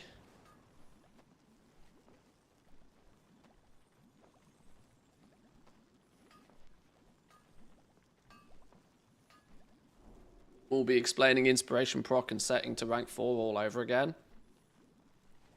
This is it. Like you could potentially be a crafter that, you know, this is the price. Yeah, you are going to be telling your customer what materials they can provide and how much they then need to tip. It is, in a way, the same again. The only difference is that there is none of this kind of like recrafting bullshit going on. But recrafting is not going to make a blind bit of difference. You're not. That's what taking inspiration out of the equation does.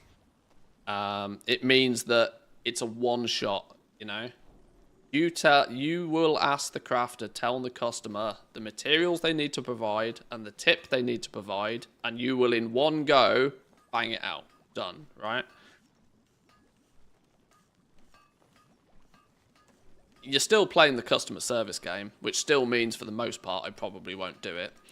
But I'm showcasing this for those that are willing to fight through trade chat. Or if you just provide the match yourself, just tell the customer the full price. That honestly would be the way I would personally suggest players go. Make it as, you know, keep it as simple as possible. I'll provide the materials. You want your Q5, this, just put in an order with your spark, and then a price. There are a lot of players out there that will be happy to do that. Provide the spark, put in the order, 25k, boom.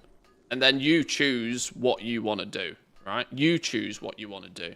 Do I want to pay the premium for the Q3 materials and save my concentration, or do I want to use my concentration and keep my crafting cost down?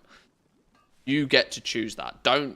Putting that choice onto the buyer is probably a bad thing to do, because you know how much concentration you've got. They don't know how much concentration you've got. The more simple you can keep it for the person buying the bit of gear, the better. But if you go that approach, where let's just say you charge 25k, give me the spark, 25k tip, and I'll make it for you Q5. Somebody will come along and they'll be like, oh, well, I'll make it for you at Q5 for only 5k. But you got to provide me Q3 materials. There'll be that but. Some people will go to the auction house and they'll look at the price of the materials because they'll see, oh, well, I can do the mats really cost 20k sort of thing. You know, some people like providing the materials and then giving less of a tip. Some people like the easy solution of here's my spark, make me the piece of gear.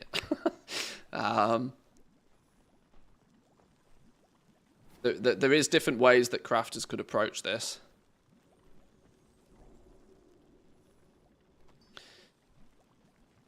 There's a slight silver lining. You don't have to tell them to set rank 4 when they want rank 5. That was a huge pain point I seen for customers. They just didn't get it. Well, quite rightly. It's counterintuitive. It was mad that was a thing.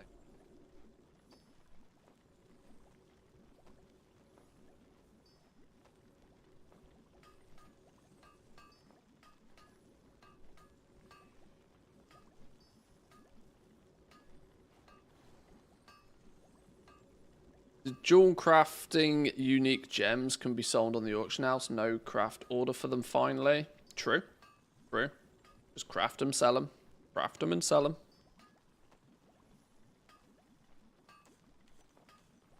I don't think concentration will stay like this, to be honest. I can't see them making huge differences to how concentration integrates, honestly, anymore. The only thing I think they will adjust with concentration is... I think they might change this number. I'm pretty sure once they finalize how much of it you need at certain points. Like, when you look at this example right here, right now, where if we were to use concentration, it would take 49 concentration to guarantee this one at quality 5. That means you could still do this 10 times with your full bar, which seems like a lot. You haven't specialized, you haven't fully done everything that you can possibly do. Sure, the customer's provided you max quality materials, but you can still bang them out 10 times.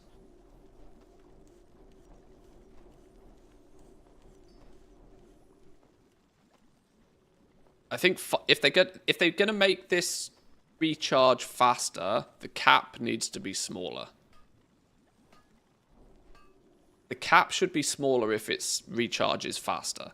Slower they make it recharge, the higher the cap they can use. This 500 cap would be fine, I think, if it took an entire week to fully recharge.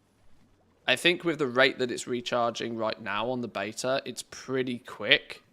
You could use most of this in the evening, log on the next day, and you'll have 3/4 of this back again. Log out the next evening. You know, let's say you play the game for a couple of hours in the evening, like regular people, right? You play the game for a couple of hours in the evening, do a bunch of crafting for a bunch of people, you log off, you go to bed, you go to work the next day, you come back from work, you sit down and you log on again. With the rate that it's recharging right now, you could be at 0 and you'll be back to like 250, 300 easy the very next day. So you'll never really be totally out of it. But you'll also find that if you don't log on for just one day, if you take a day off from playing World of Warcraft, for example, you'll come back and you'll be capped again. It's recharging quite quick. I would rather they slow the recharge down and increase the cap. If they slowed the recharge down and increased the cap, that would kind of allow people to take a day off, right? You know, let's say you don't play World of Warcraft for a couple of days because you're busy at work, or IRL is just doing you got to do adulting things for a couple of days. You're going to feel bad if it recharges real fast, because you're going to know, oh, my crafting toons, they're capped on their concentration. And anytime you're capped, you're potentially, it's opportunity cost, right? You're you're not losing gold, but you're not able to gain as much gold as you could have done, because you've got it capped out. This is why I'm not so much of a fan of it recharging quickly, because it will cap out, and you know, with the speed in which it recharges right now, it's going to push people to feel obliged to log in every day and do something every day, which we kind of got away from that sort of forced daily login approach with the charge system before, right? You look at like transmutes, right? You can stack them up to 8 charges, meaning technically you only need to log on once a week and you can still be sort of like optimal. If the way that you make gold is to smartly optimize your use of concentration, it recharges too fast and it caps, you're going to feel obliged to keep this hovering between 0 and 500. You are never going to want this capped.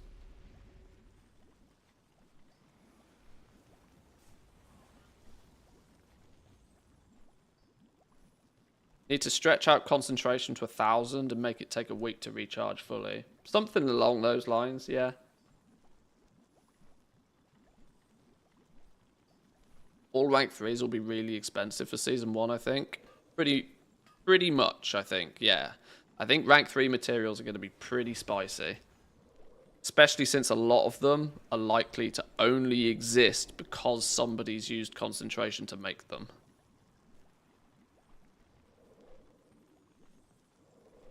That limits the amount of them that can physically be made every day. Which means on days where they're in high demand, they will sell out. Well, stuff doesn't sell out. Stuff's always available, but the price might rise a little bit. Or it'll be easier for big goblins to come in and do resets. Which is good for the market. That fluctuation is good. It gives more people the opportunity to make some gold. But my emphasis with this little example here was to show that your path as a armor crafting player is not that brutal, right? You can quite quickly get your first armor piece. You can quite quickly get so good at making that first armor piece that you can bang it out all day long, assuming players are willing to provide you with the max quality materials.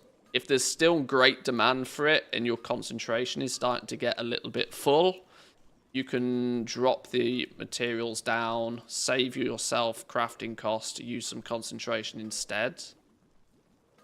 On other bits that you can pick up, you can sort of add more items to your menu quite quickly. I mean, this is 30, 40, 50, 60 points. In Dragonflight, you could get 60 to 80 points in your first week if you knew what you were doing, if you were really pushing. This will be more than achievable, I think, before the raid even launches, before people really start wanting that gear, like, heavily.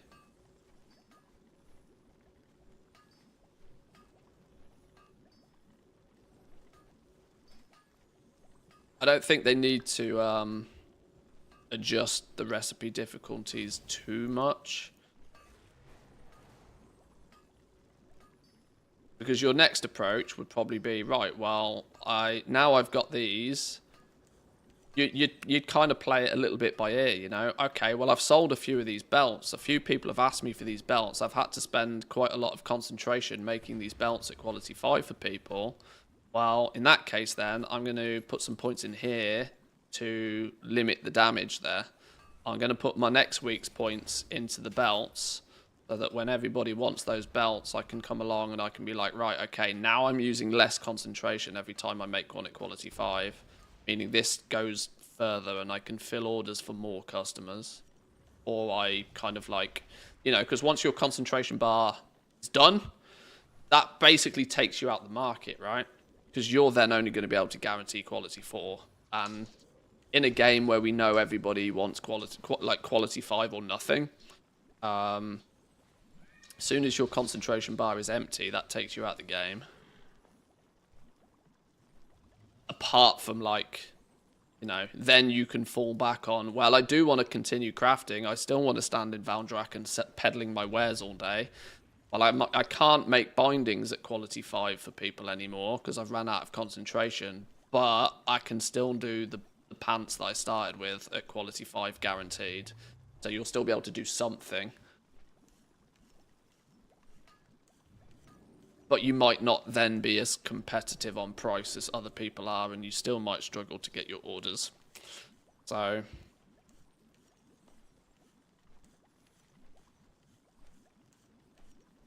how much advantage do you think pre-release is going to give people? Quite a lot, honestly. Quite a lot.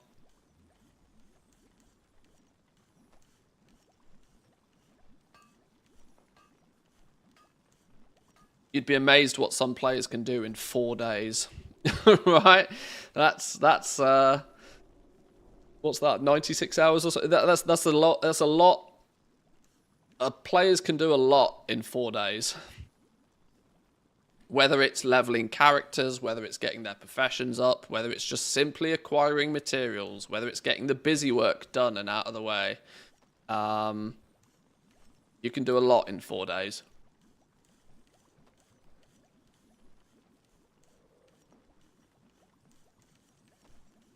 I like the additional connotation. I want to keep standing in Valndrak and peddling my crafts. Well, yeah, this is it. It's your sanity. Your mileage may vary. Your sanity may vary. I don't want to be doing any of this, which is why I've been a huge advocate for a better system for selling all of this gear. But hey, looks like we're going to be stuck with trade chat spam all the same.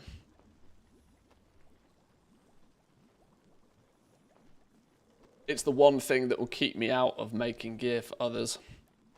Means the probability for me is I'll focus on intermediate items. I'll focus on crafting these at Q3 for people, you know.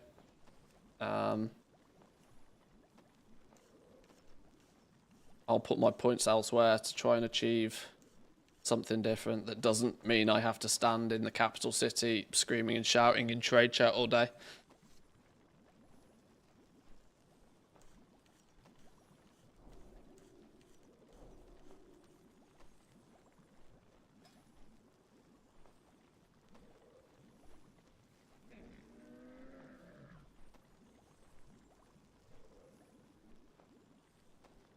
Five points in here would allow you to then start racking up resourcefulness.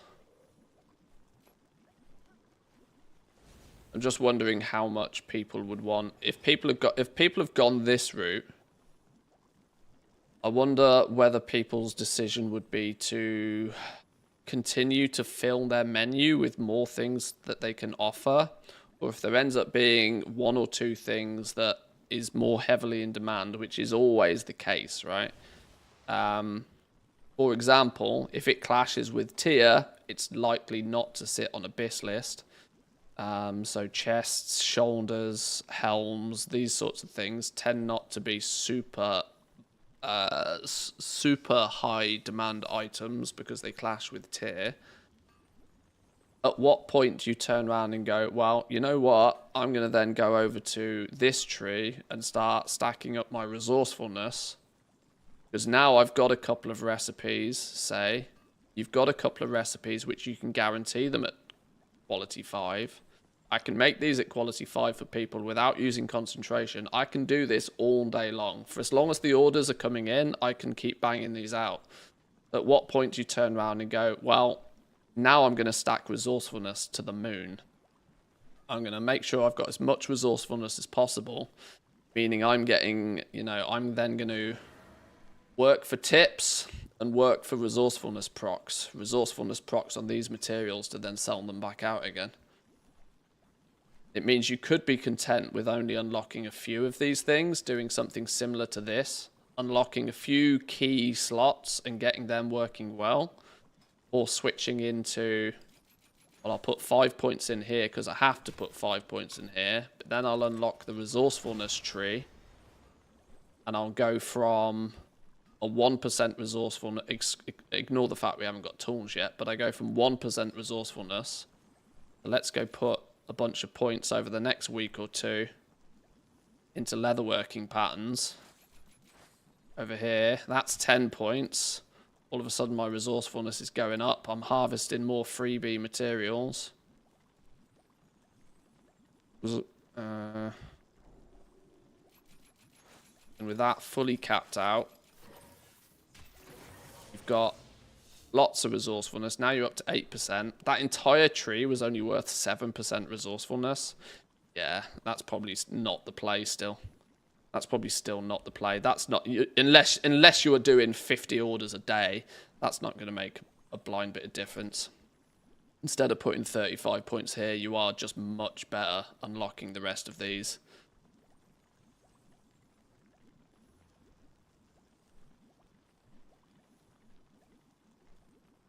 I'll only do crafting orders if they make rank 5 public orders with similar order prices region-wide and cross-realm. Yeah, they just won't. If that's the case, they'll just get sniped. Will you put out a profession overview thoughts videos around pre-patch time? I uploaded the first one to YouTube earlier today. It's not live because I haven't done the thumbnail for it yet, but it's starting now. My jewel crafting first look is coming out later today. Because I know a lot of people, I know I'm going through like methodically on the streams, but people want the TLDRs. Epic Edition is not 4 days early access, but the normal and the heroic editions are 4 days late editions. The Epic goes live on the 22nd, and expansion always releases on Thursday. Yeah, it's a mindset thing, but the reality is yes, the expansion now costs $90, and the expansion launches on the 22nd. You can buy a cheaper version of the game, but you have to start late.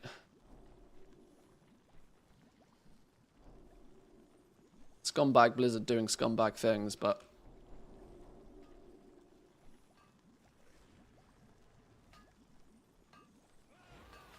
you can also add the stats from the profession gear. Yeah, your profession gear will definitely help. If you were to get a top tier tool with a lot of resourcefulness and stuff, it would help. But my approach there was just to see just how much resourcefulness does this spec tree full 30 points actually equate to, and it's only actually an increase of like 7% resourcefulness, assuming that all the nodes actually do what they say they do. Refunds 10% more materials, refunds 10% more, refunds 25% more, refunds 5% more. So the full tree will also give you 50% more materials, but it's only going to give you 50% more materials if it procs in the first place. So that 50%, oh, I get 50% more materials 8% of the time. You know, there's you got to remember it's got to proc first before you get the bonus. So you probably wouldn't do this. You'd probably still hardcore throw points over here. Those 35 points would be way better spent over here unlocking some more stuff.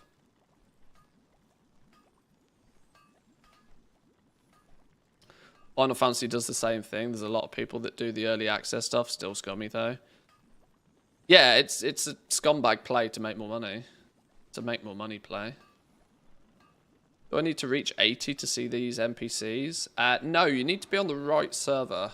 If you're on the beta, you need to be on the it goes to 11 realm, I think it's called. Something, the 11 realm. The other two realms, you don't have these NPCs apparently.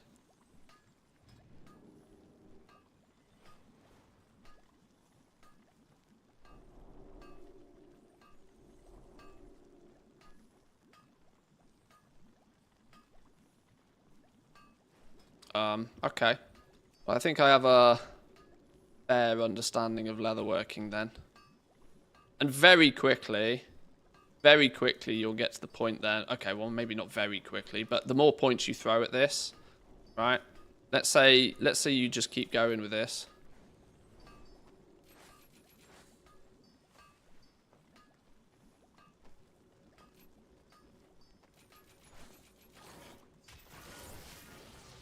let's say a couple of months down the line,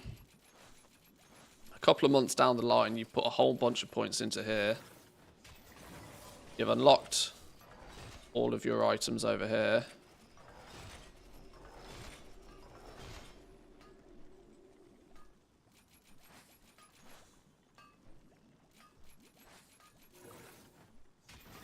The situation you'll find yourself in once fully spec'd is that you should then probably be more than comfortable guaranteeing anything at quality 5 without the use of any concentration or ingenuity procs or anything like that.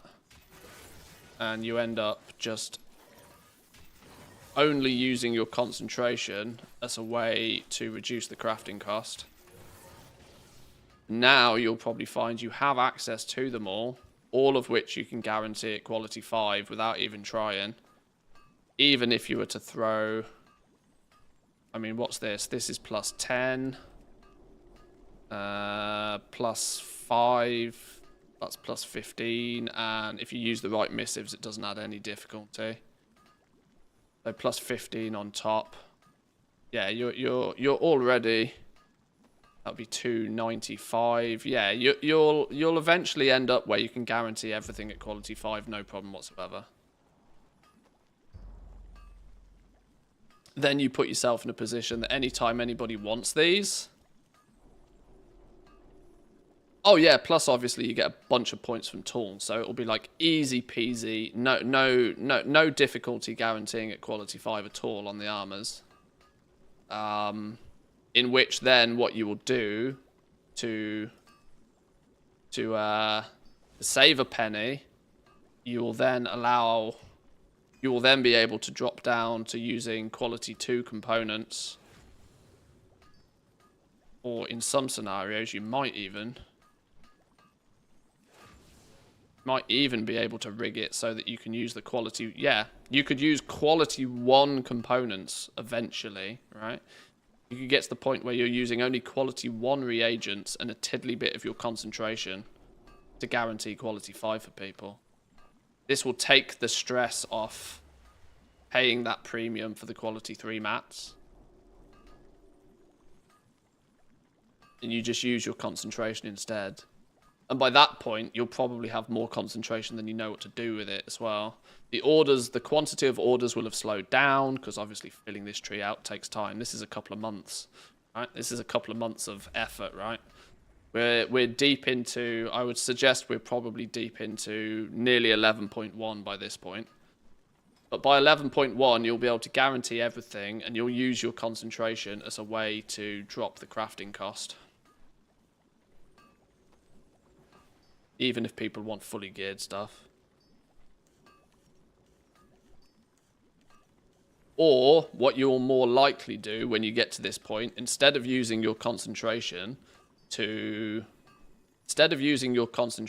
in which to save yourself a penny over here, you'll probably more likely then use your concentration on crafting these materials way back here. Or that's where you'll choose to spec into next. You'll be like, right, okay, next job is let's make these materials better. Then you sort of differentiate a little bit. But right, boys and girls, we've got to take a quick break for 2 minutes. And then we haven't got many questions to look at, really, much after this. Starting to get into sort of deep divey sort of stuff almost. Back in 2.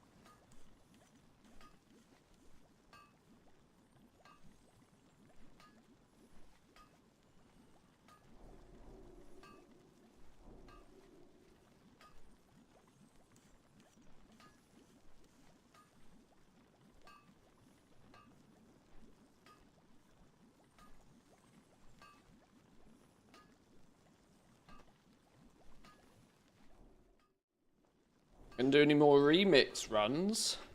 Yes, we will go back and do remix, just not right now. Remix is kind of on the back burner at the moment. I spent probably best part of 200 hours playing remix pretty aggressively, so I'm almost enjoying a bit of a chill time on remix. Oh, I'll click the vote. When's the pre-patch come in? End of July. It's going to come exactly then. I'm going to tell you exactly why it's going to come at the end of July. It's going to land then because I'm out the country and won't be able to play it. Exactly when pre-patches come in.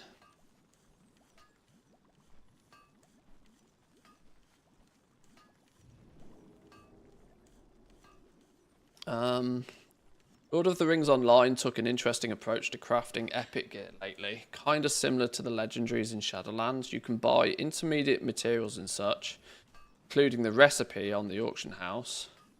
But to craft the item, you have to be a crafter yourself.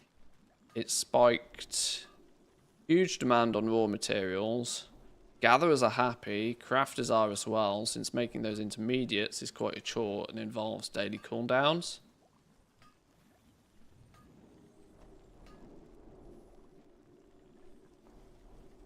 I mean, that doesn't sound any different to the system that we had for years with crafted gear, right? That if you wanted the best tailoring, you know, if you wanted the best tailoring cloak, you had to be a tailor to craft it yourself, and it was bind on pickup. Honestly, it feels like we've evolved from that. that sounds backwards to me.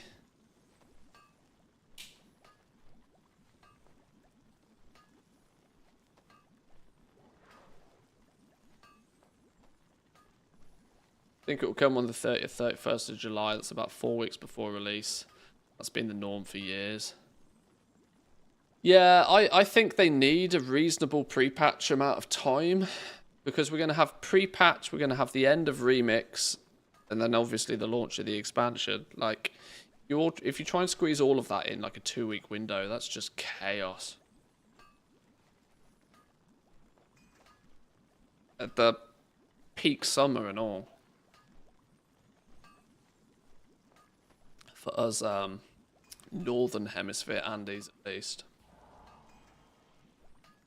Remix ends on the 19th, which is literally only a handful of days before the expansion goes live. I think what people want is they'll want to do the pre-patch thing, then they'll want to sort of finish off Remix, and then they'll take a day or two off before the actual game goes live. I really don't think people are going to want all of that landing quite so soon. A 2-week pre-patch event seems very short to me. Because you're going to have pre-patch event for like a few days, then cramming any last-minute remix stuff, then like, I don't know. It all seems like it's going to be too crushed together, but maybe they don't care. Pre-patch event is bad, like really bad. Taliesin tested it yesterday. It's just go to a zone and kill things and loot things, right? It's pre-patch events are never that special. They're never that fancy. Most of the time you end up just hanging around waiting for something to happen. So it's literally waiting simulator for the new expansion. That's all pre-patch events are. I haven't looked at it this time round, but there's plenty of time. Plenty of time.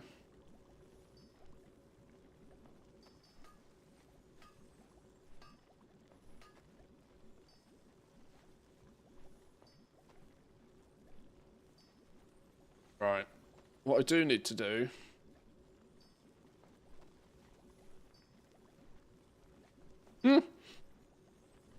That's a baiting thumbnail. Designs of Kalani expansion release too soon? Question mark. War Within releases very soon. Still like 70 days away. Still 2 and a bit months off.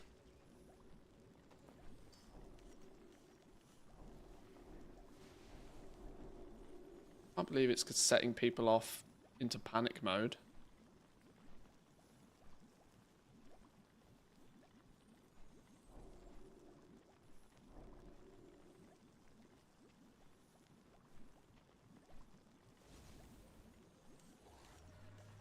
I'm going to say early mid-July. Not a lot to do besides Warband stuff. And people will still focus on Remix.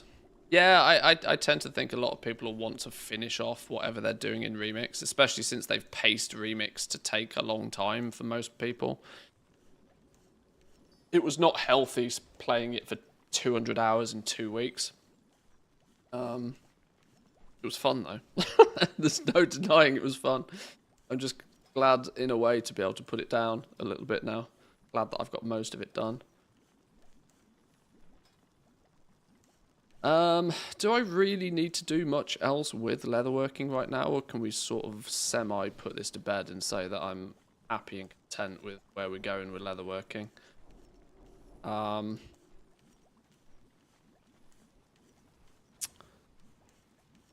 need to type out some notes for this. It's not the most interesting stream footage, me just writing notes down, is it? Well, I've chosen not to do it mostly on stream, but still need to do it. What profession haven't we looked at? Have we looked at everything now? I mean, like in detail. Alchemy, blacksmith, oh, cooking. Cooking. Alchemy, we've done. Blacksmithing, we've done. Enchanting, engineering. Description, we've done. Jewel crafting, we've done. Leather. Oh, we haven't done tailoring. People have said tailoring's a bit broken. Tailoring is going to follow a similar plan. Tailoring follows a similar plan to leatherworking, so it could just be quite a quick and easy one to test. Right, new character. Standard character. Should we mix it up a little bit? Should we go for a goblin hunter? Yeah, let's go for a goblin hunter. We haven't done that for a while.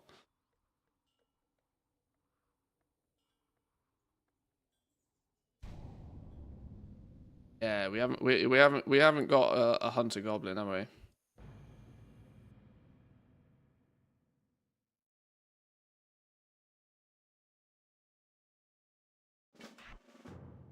Goblin monk. Not monks. Well, first level 80 again. Tell you what, got this speed leveling down to a T.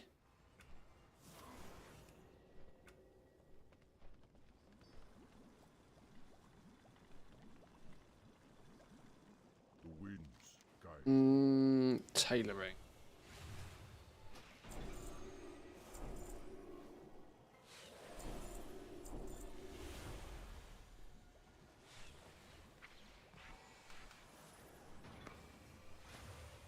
Right, where do we go here then?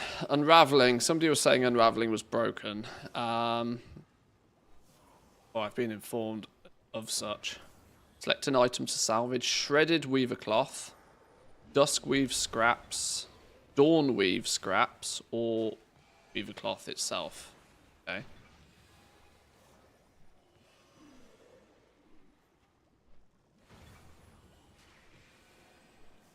No multi-craft resourcefulness showing on this at all. Spool of weaver thread and weaver cloth bolts.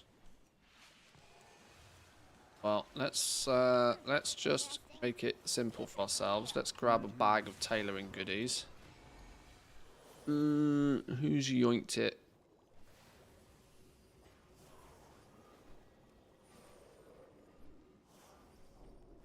Tailoring goods. Probably might need one of those. Probably might need one of those. We shall meet again.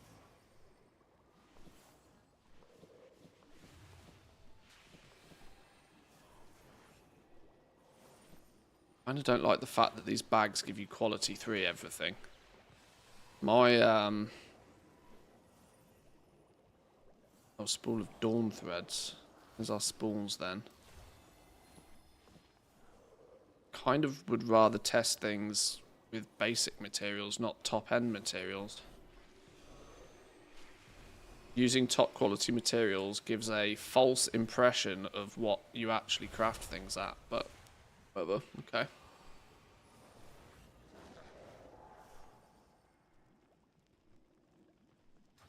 Looking for something Recipe list. special? You.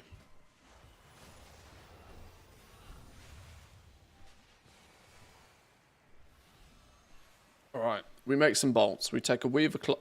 What? Oh. We make weaver cloth bolts to begin with. Take spools of weaver thread.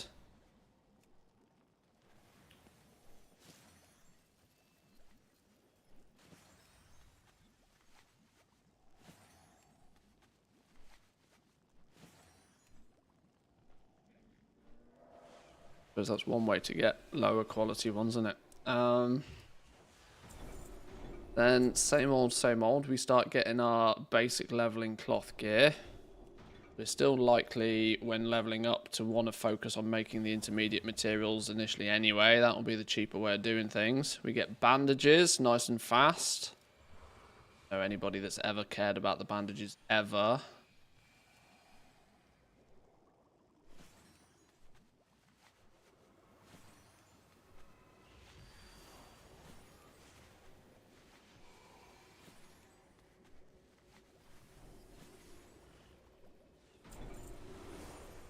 Cloth cord.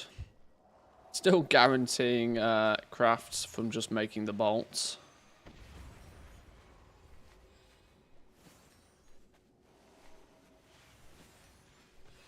If you can get skill points from making materials you're inevitably going to end up using anyway, you might as well.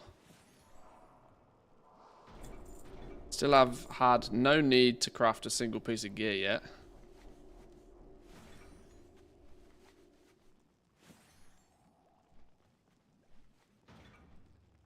Oh, these are just slow, okay. You're gathering on the beta now, getting many deep grove roots and null silver that are 1 point knowledge points, which are leveling the trees pretty quickly. Do you think this is broken? I don't know. In Dragonflight, they put a weekly cap on how many you'd find.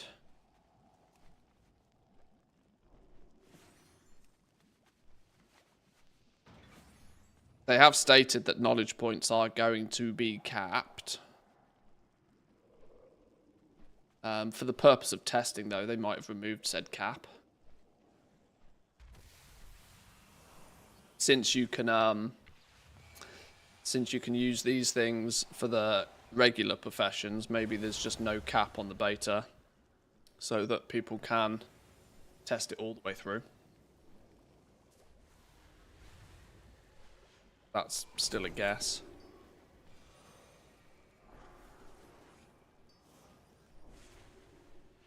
Our full set of gear is coming from a trainer by the looks of things. We can look at making some exquisite ones once we hit 20 for some easy skill points. This will probably get us to 25 without much stress. Not sure what we use these exquisite ones for yet, but I'm sure it'll become apparent. Unlock the spec trees. Weaver cloth, spell thread again. This feels very copy paste from Dragonflight. Incredibly copy paste.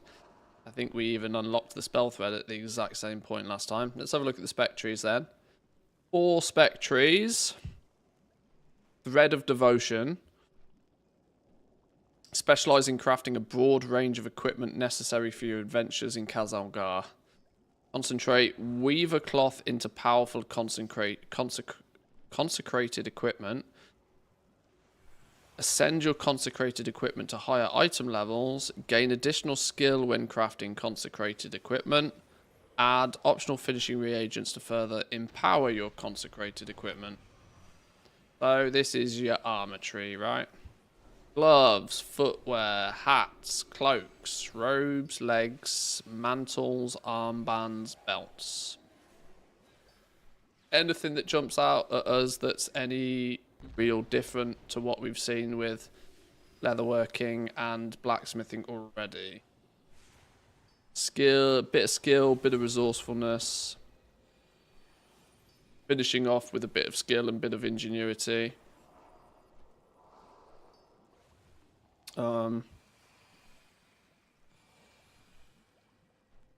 Sure. Optional reagents, a bit of skill.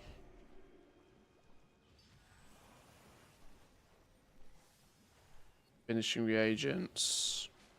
Yeah, same old, same old. We've just tested this sort of theory pretty aggressively, and it's, you know, standard cloth, standard gear crafting tree. Cool, got it.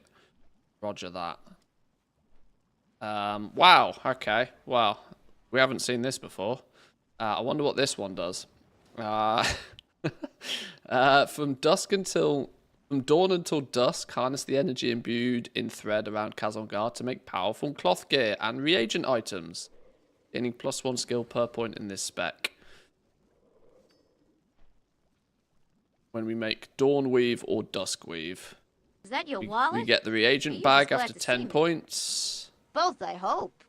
We get the regular bag after 20 points. And presumably these two deep dive into each of the different cloths on a cooldown again. Wow, there's way too many numbers in that name. I have no idea how to pronounce it. But, Observer? Observer 85, I think that's meant to be. Thank you very much for the tier 1. I do appreciate it, even though I can't pronounce your name. Thank you very much.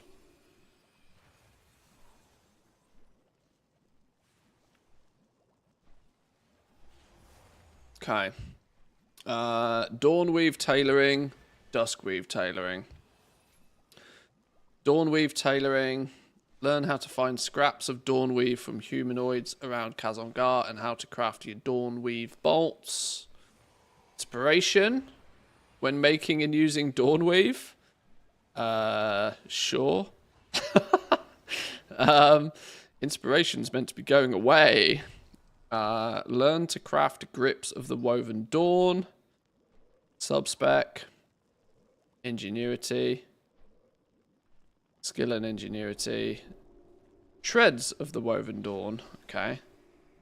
And then dawn weaving. Master the art of creating the dawn weave bolts, gaining skill in it. Improve your connection with dawn weave, decreasing how quickly you exhaust the magic used to craft dawn weave bolts. Well, this is exactly the flipping same as we've seen before, isn't it? In both regards. Multi-craft.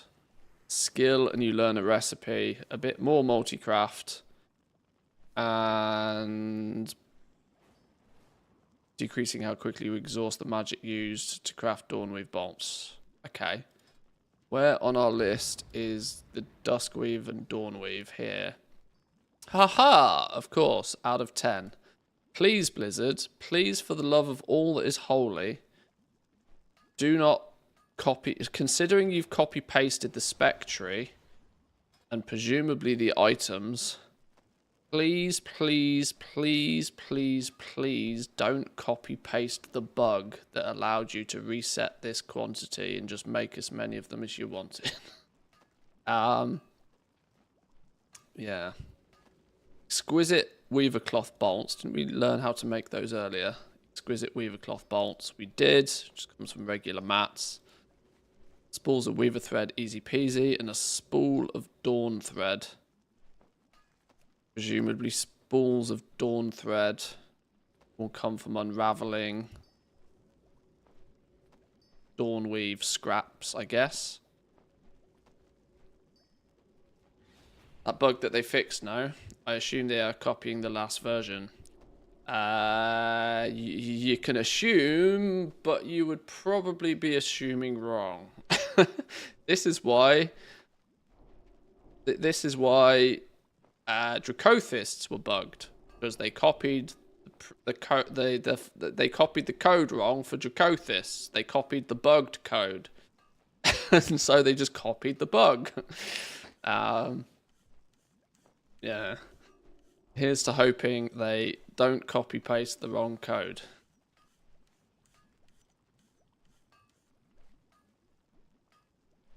Yeah, it's probably also worth pointing out that it wasn't just one bug either.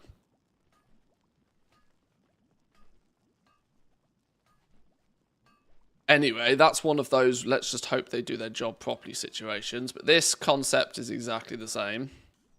If you want to be crafting these bolts and presumably selling your Dawnweave bolts and your Duskweave bolts, there's a path to success for you there. It already looks, you know, if at 425, these are going to be another one where they will not exist at quality 3 unless you concentrate on them. That seems like a big enough number to make it... They're in the wrong order.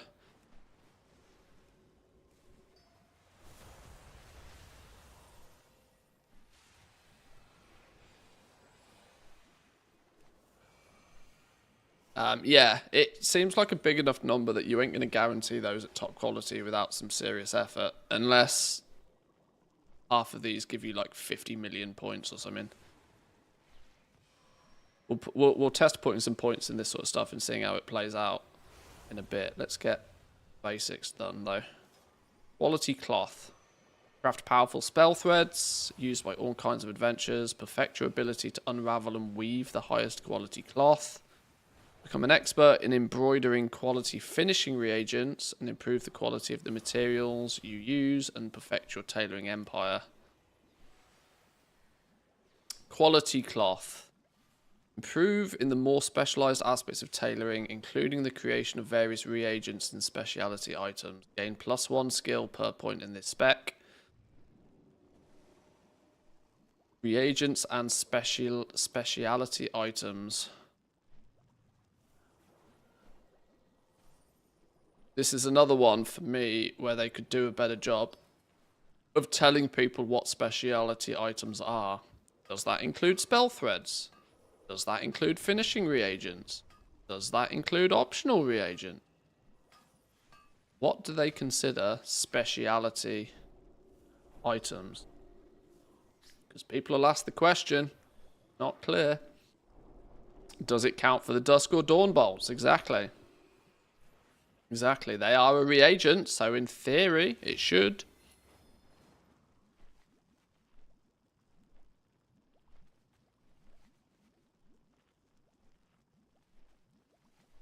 Learn to craft the Severed Satchel and use finishing reagents to improve your speciality items. The Severed Satchel, is that the tailoring bag?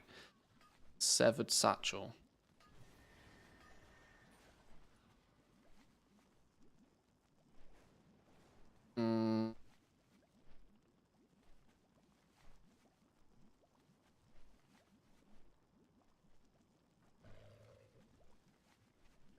Severed Satchel. Tailoring bag. Yeah. Okay. 30 points in there to make your tailoring bag. Weaving and unraveling. Become an expert at unraveling cloth into spools of various threads. Gain +1 skill per point in this spec.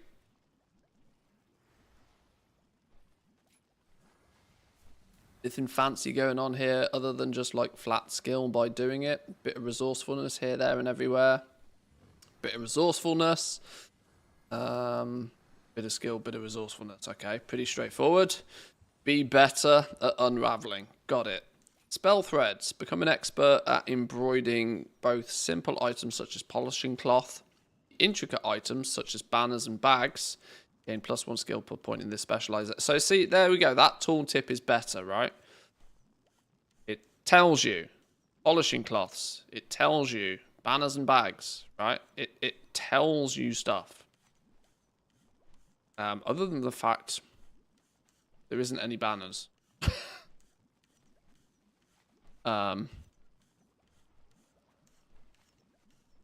Tailors don't seem to make banners.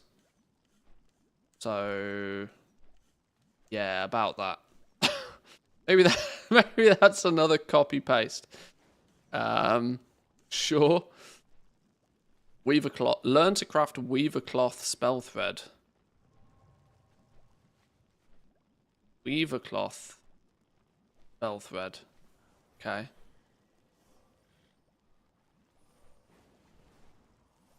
So in other words, it's just actually the spell thread tree, isn't it?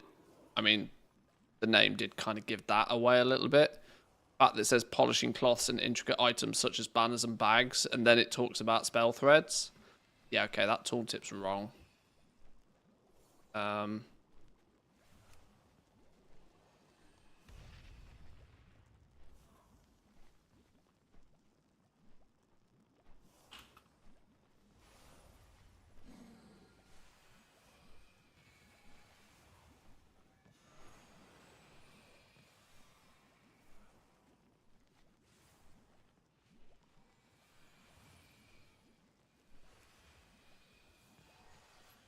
Additional embroidery.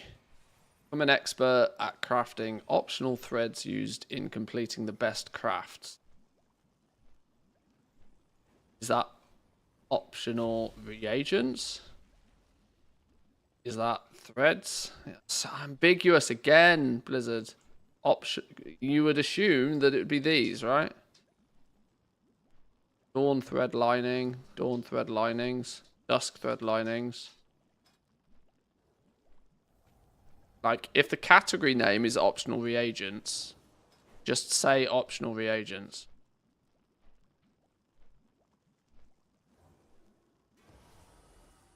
Blizzard uses so many fancy words nowadays. Like, who can spell exquisite first try? Yeah. Yeah, the less fancy words they use, the better. Like, you can put fancy shit up here. This can have fancy words in it. This can have fancy words in it. But when you actually are looking at the tree and hovering over the nodes, tooltips for the nodes need to be not fancy words. They need to be simple, informative, and to the point. Learn to craft preserving pocket cloth. Preserving pocket cloth. What the hell is that? Preserving pocket cloth. Gain 12 resourcefulness when crafting Kazangar jewel crafting goods.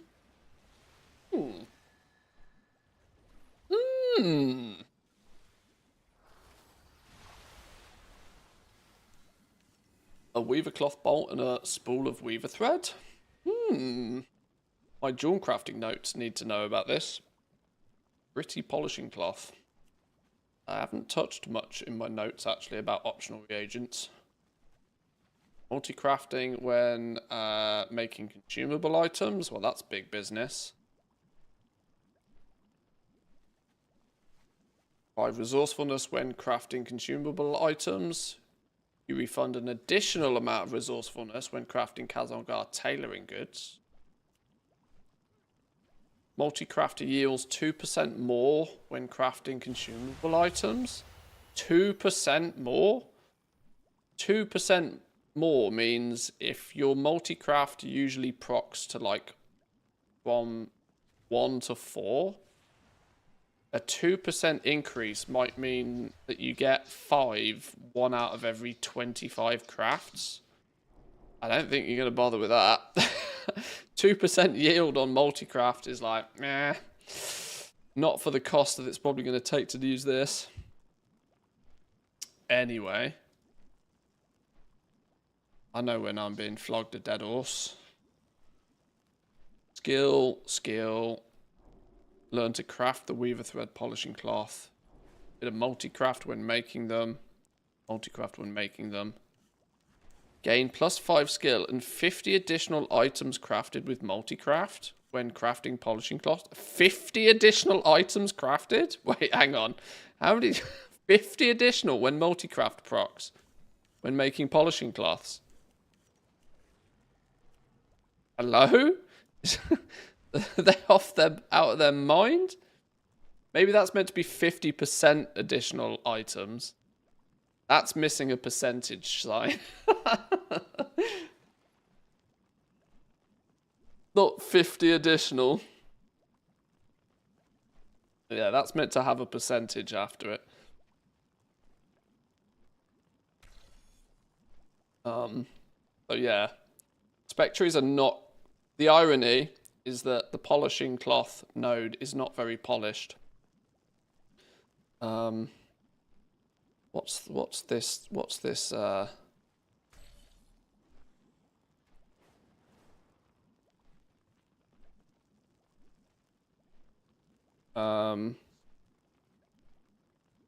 At 30 points, I think it is meant to be 50% and not 50.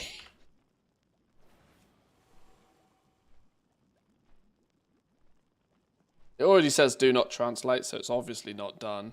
Yeah, well, yeah, true, but even still, you wouldn't want somebody to come along and just like, oh, we'll finish this tooltip. We'll just take that bit of, you know, still indication that it's very wrong. Do bags look like a good money maker? Probably. Everybody's going to want them. Is a good start. Everybody's going to want them. What's efficient threading then? Improve the fundamentals of tailoring and become more efficient at crafting all sorts of tailoring goods. Increase the amount of cloth you find across Kazalgar. Increase the effectiveness of ingenuity for all recipes. Increase the effectiveness of resourcefulness. Increase the effectiveness of multicraft. Okay. So this is generic tree again.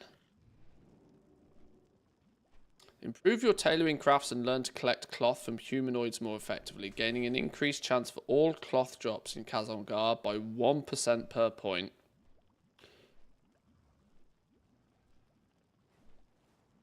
And you will be able to find wilder cloth bolts off humans as well. So it's the 2x4 farmer spec again. Learn the sub-spec, bolts. Your chance to find weaver cloth bolts from humanoids increases by 5%, increases by an additional 10%, an additional 10%, further 10%, further 10%, and then a final 25%. So what is it? 30 points for the thing, right? 30 plus 35, 45, 55, 65, 75, 100. Okay, so with a full 30 points, you're doubling your chance at finding cloth. Okay, sure. Focus on threading the perfect loop, increasing your ingenuity. Ingenuity refunds 10% additional concentration when crafting cloth goods.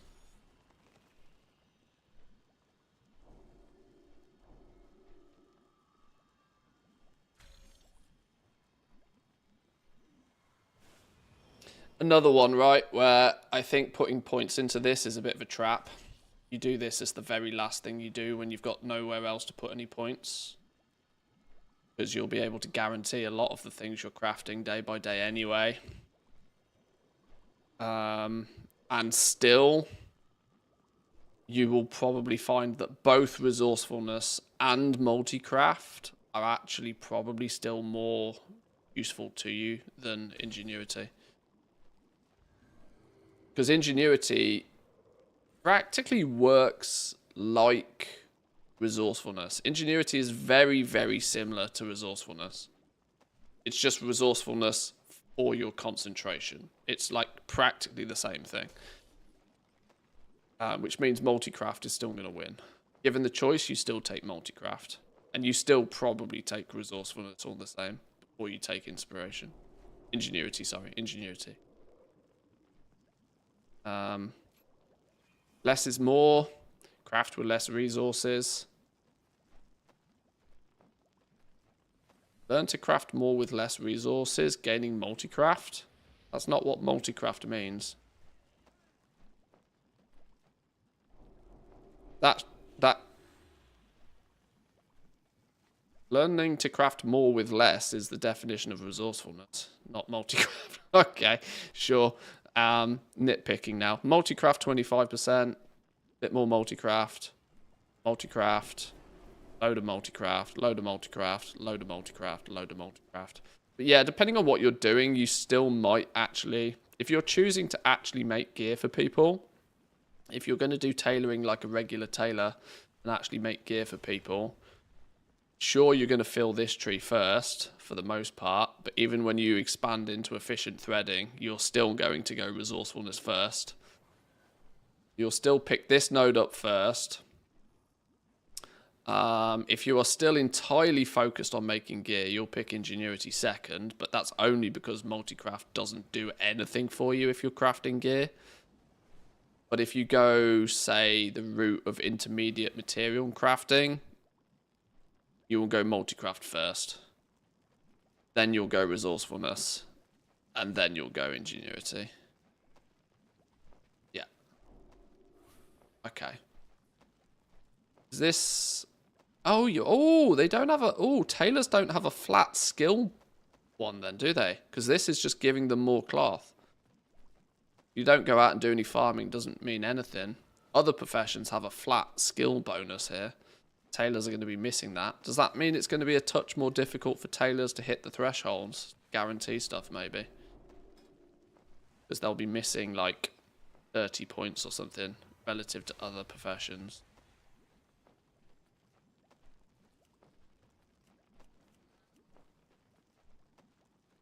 Maybe that's why some of these recipes... well, hang on. Yeah, we'll have to see. Maybe it might be a touch more difficult for tailors to guarantee things at quality 5 without that bonus node. Unless they chose to make up for it somewhere over here. The big chunky, huge, great big bonus at the end of a tree or something. Not really. It might just be a touch more difficult for tailors to guarantee stuff.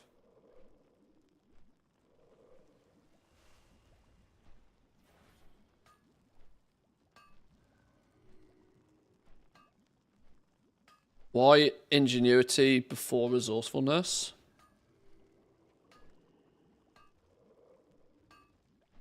No, I would probably go resourcefulness before ingenuity. If you're crafting gear, if your focus is on crafting gear, you have to take into consideration you'll eventually end up at the point where you don't need concentration to make things, predominantly. You will be able to choose to use concentration to get your crafting costs down a little.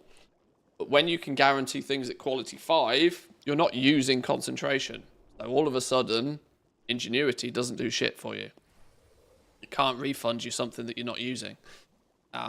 So you would still choose to spend points in resourcefulness first. You'll spend points in resourcefulness first because that's going to work every time you press the button.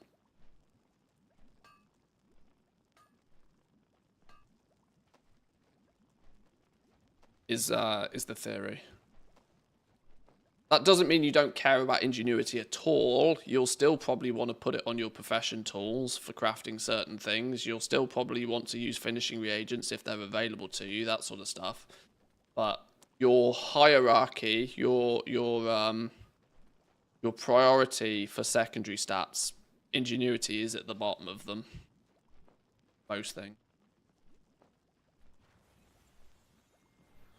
Which is a complete flip to how we approached in Dragonflight. Because inspiration is... most people are considering that inspiration is being replaced by ingenuity, but it still pushes it to the bottom of the list, right? In Dragonflight, you would focus on inspiration like as your highest priority, because you needed it to be as high as possible to proc into the next quality. With it gone, though, with us being able to guarantee stuff at top quality, naturally, it pushes ingenuity down to the bottom of the priority tree.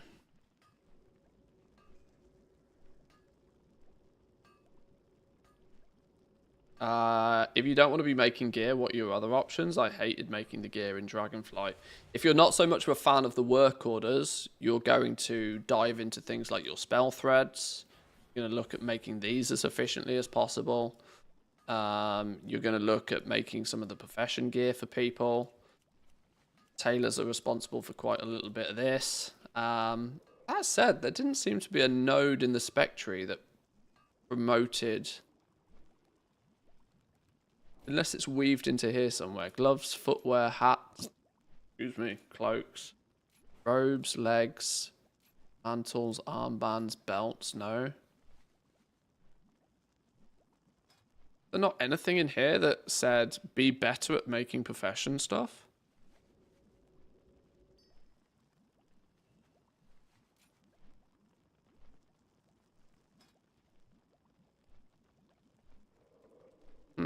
Okay. Yeah, tailoring still feels very early days. Which is worrying because they did say that most of the spectries are done. Tailoring, I'm hoping, isn't, though. I'm hoping tailoring's the exception to that, because there still feels like even these spectries need some love. Bags will be a big one for tailors, because these can be thrown up on the regular auction house. Depending, obviously, what they end up costing to make them.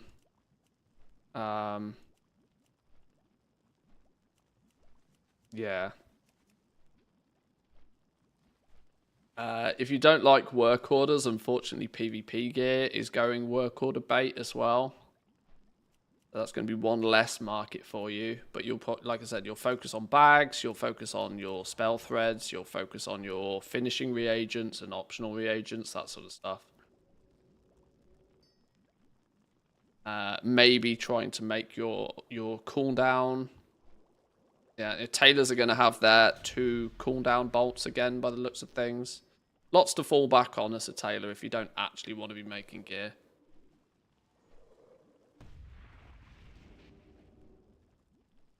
And unraveling whenever they decide to implement it.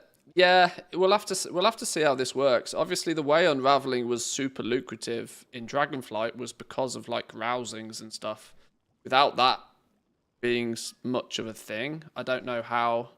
I don't think unraveling is going to sort of separate itself as a moneymaker as much. It's just, you know, a thing you do.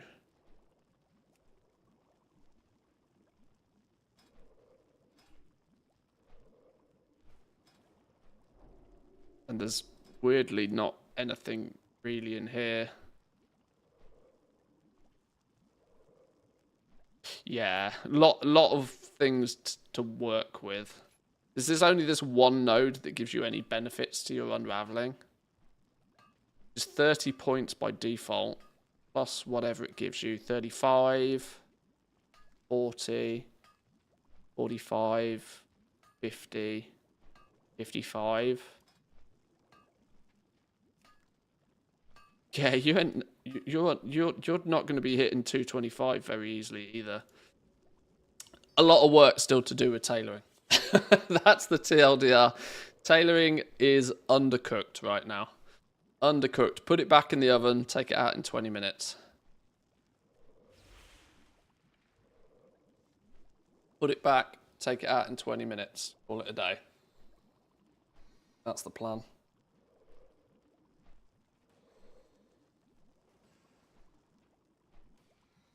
I feel like I'm being an idiot now that I have beta trying to check the gathering professions. How do you level them up with the NPCs? You don't. You have to go out and gather. Have to just go out and gather.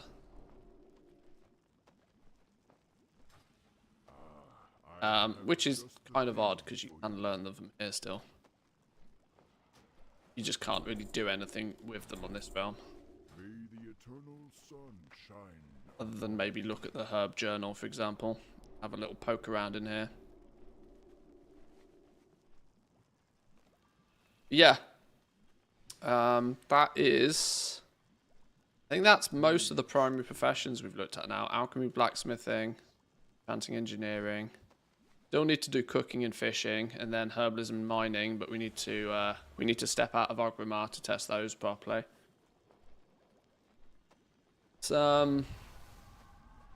Have a poke around with cooking, maybe. Don't need to do too much more with tailoring, because it's any time I spend on tailoring right now is kind of going in the bin, because it's all going to change anyway. Let's make, should we do a goblin hunter? Yeah, let's do a goblin hunter.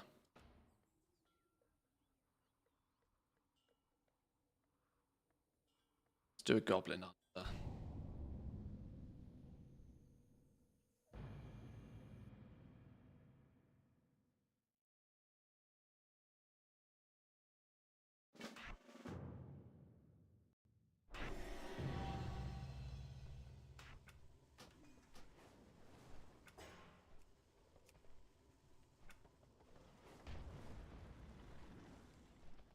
Alrighty. Cooking.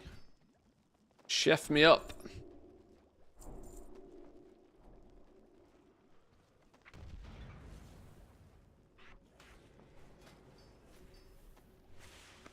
Right, what we got then? What we got?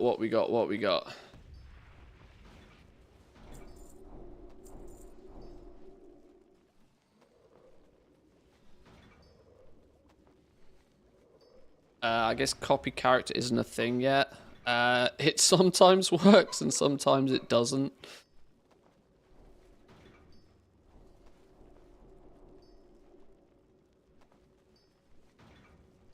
Chop up some mycobloom to create an ingredient for use in various Kazalgar foods. This will destroy the herb in the process. The amount of chopped mycobloom created is determined by your cooking skill and the reagent quality.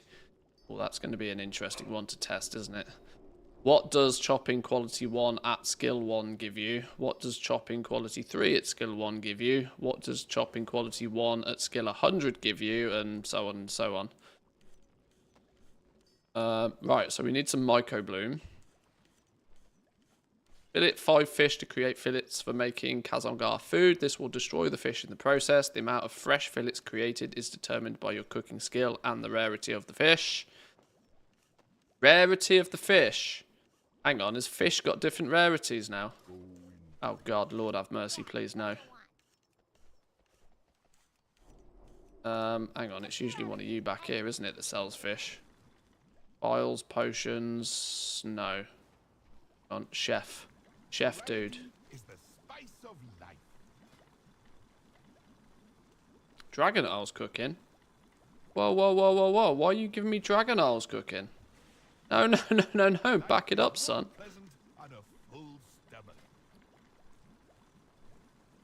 Oh, you can just buy chopped mycobloom from here instead of chopping it yourself. Same with the fresh fillets, okay. Oh, so you're not giving me the fish, so I can't actually test what the fish is that we need to... Okay, sure.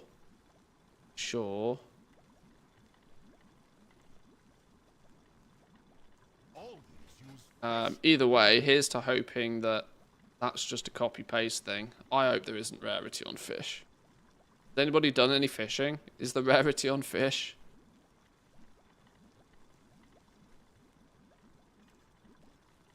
Doesn't seem that there's rarity on meat, which is a good start. Destroy 1 meat to create an ingredient used in Kazalgar foods. Okay. Alright, we've got to start with some snacks then.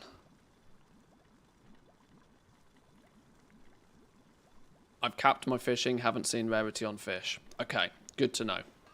That's a typo then.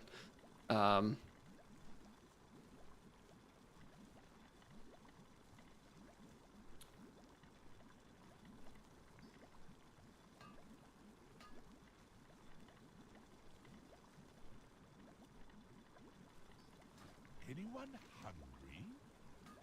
Don't forget to eat. We can get mycobloom from somewhere, can't we? Where did you go? Probably you? I've been expecting you.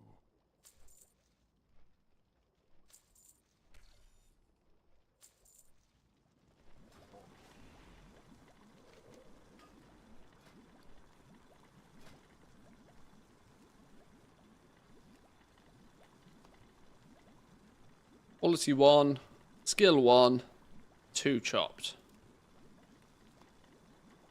4 again. 1. Okay, so between 1 and 4 by the looks of things. Press. What happens when we do quality 2? 6. 3. It just bumped it up by 2. Is it now between 2 and 6? Might be between 2 and 6. We got a 7. Great, of course we did. What happens if we use quality 3? 8. 10. Big numbers. 7. 9. Okay, well, it doesn't lie. It definitely does increase. Can we actually get it so we don't gain skill points from this anymore? is. That might actually make the science more science. Oh, see, now we're getting 5 from this, now that we've pushed the skill up. Okay. Exact values are going to be hard to determine then.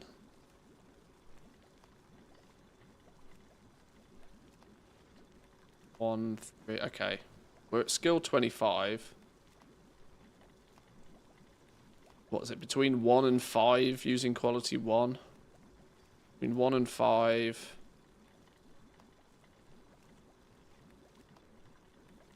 Seven, 4, 7, 6, 7, 4. Alright. Well, at least we know it works. The exact numbers we'll figure out later. Good food makes a good I need to go over here because you're trying to train me Dragon Isle stuff. Okay.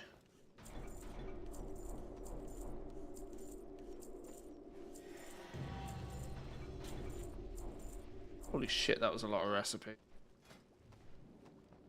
Shit. Okay. I think cooking reagents aren't properly defined yet. The sushi feast takes portion steak, for example. Okay.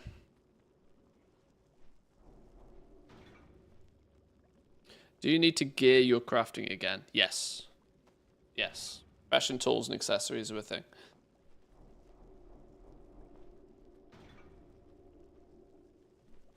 Yes, yes.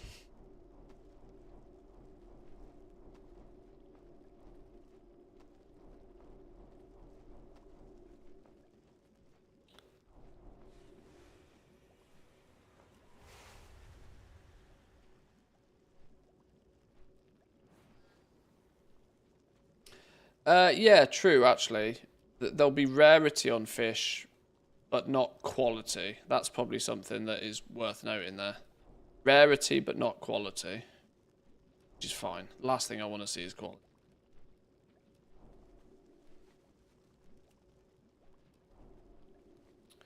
Why is cooking fire? Of course it does. Why is there not a cooking fire here? Cooking fire here.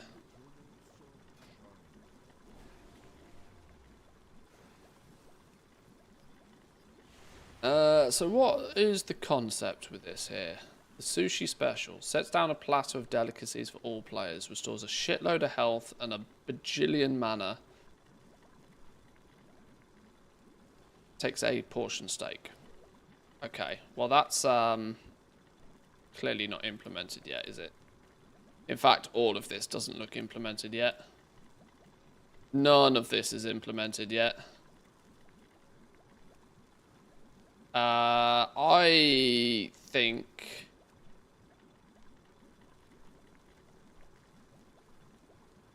I've seen different recipes for these before.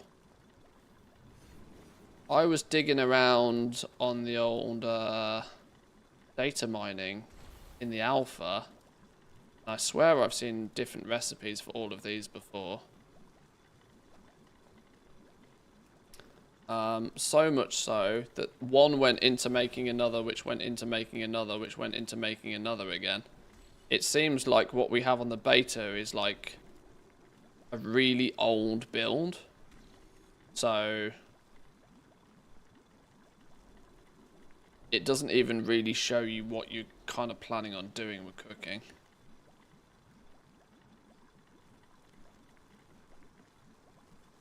Out of 8 professions, there's only 3 total one-time treasures I can't find or were never implemented. Oh, have you been out searching for them, have you?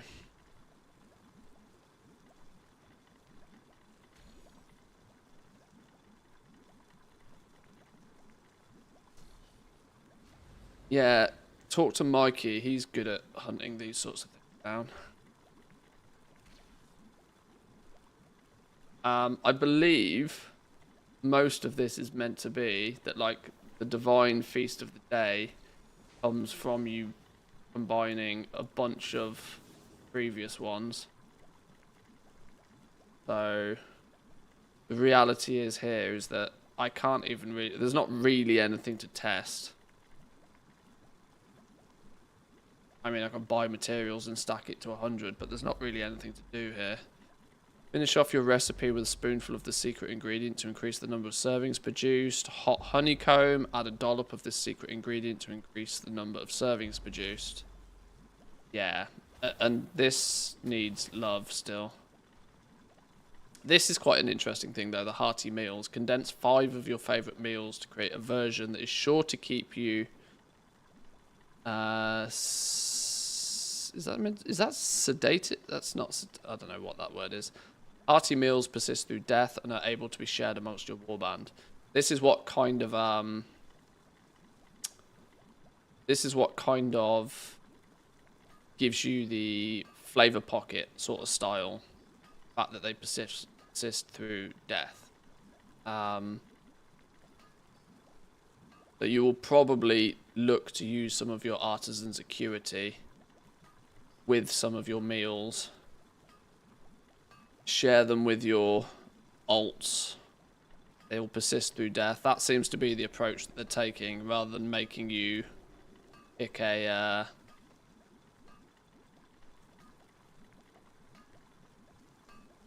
It means full? Oh, okay. And I no speak English. I learn English from a book.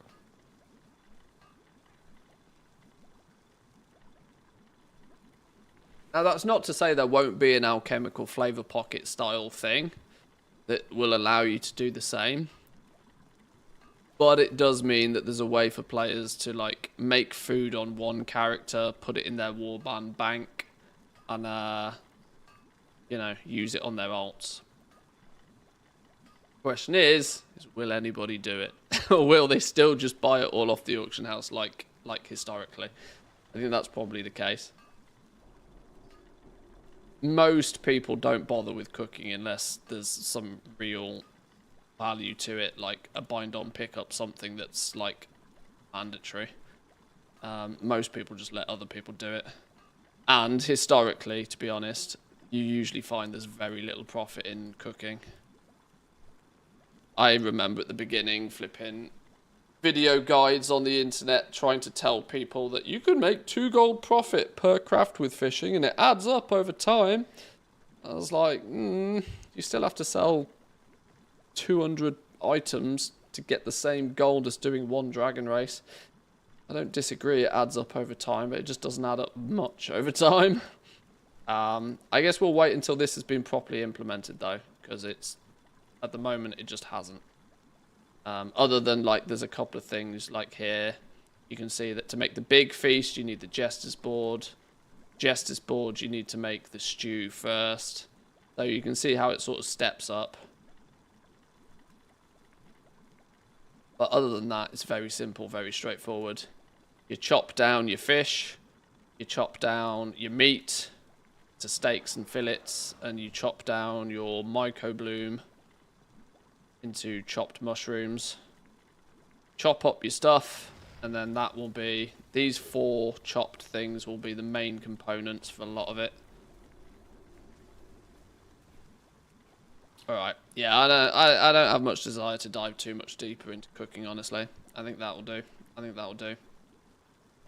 Boys and girls, I did say yesterday I'm keeping the streams over the next few days a bit shorter. That does mean I'm done for today. I'm spending quite a bit of time making notes and jotting things down and doing extracurricular activities regarding all of this after stream. So me sitting here writing down notes is probably not the most engaging stream. So I will keep the VODs a bit shorter because of that. Coming out in probably as long as it takes me to make a thumbnail for it is my little overview of Jawn crafting. Over the next few days, I will probably be putting a video out on each of the professions most days. That's kind of my plan. We should get in the next, well, possibly today, probably not, unless Discord is telling me any day. No, we probably are not getting a build today. We'll get a new build for the beta at some point this week, and with that is meant to come quite a few profession-y things. They did give us a little hint that some profession stuff is coming in this next build. So there should be some stuff to talk about later this week as well. But yeah, that's me done for the day. Thank you all for joining. I hope you have a wonderful rest of your day. We'll be back again tomorrow. Build could be today, but probably going to be Thursday. Yeah, I suspect the same as well. I suspect the same. But yeah, have yourselves a good day, boys and girls. I'll catch you all next time. Peace.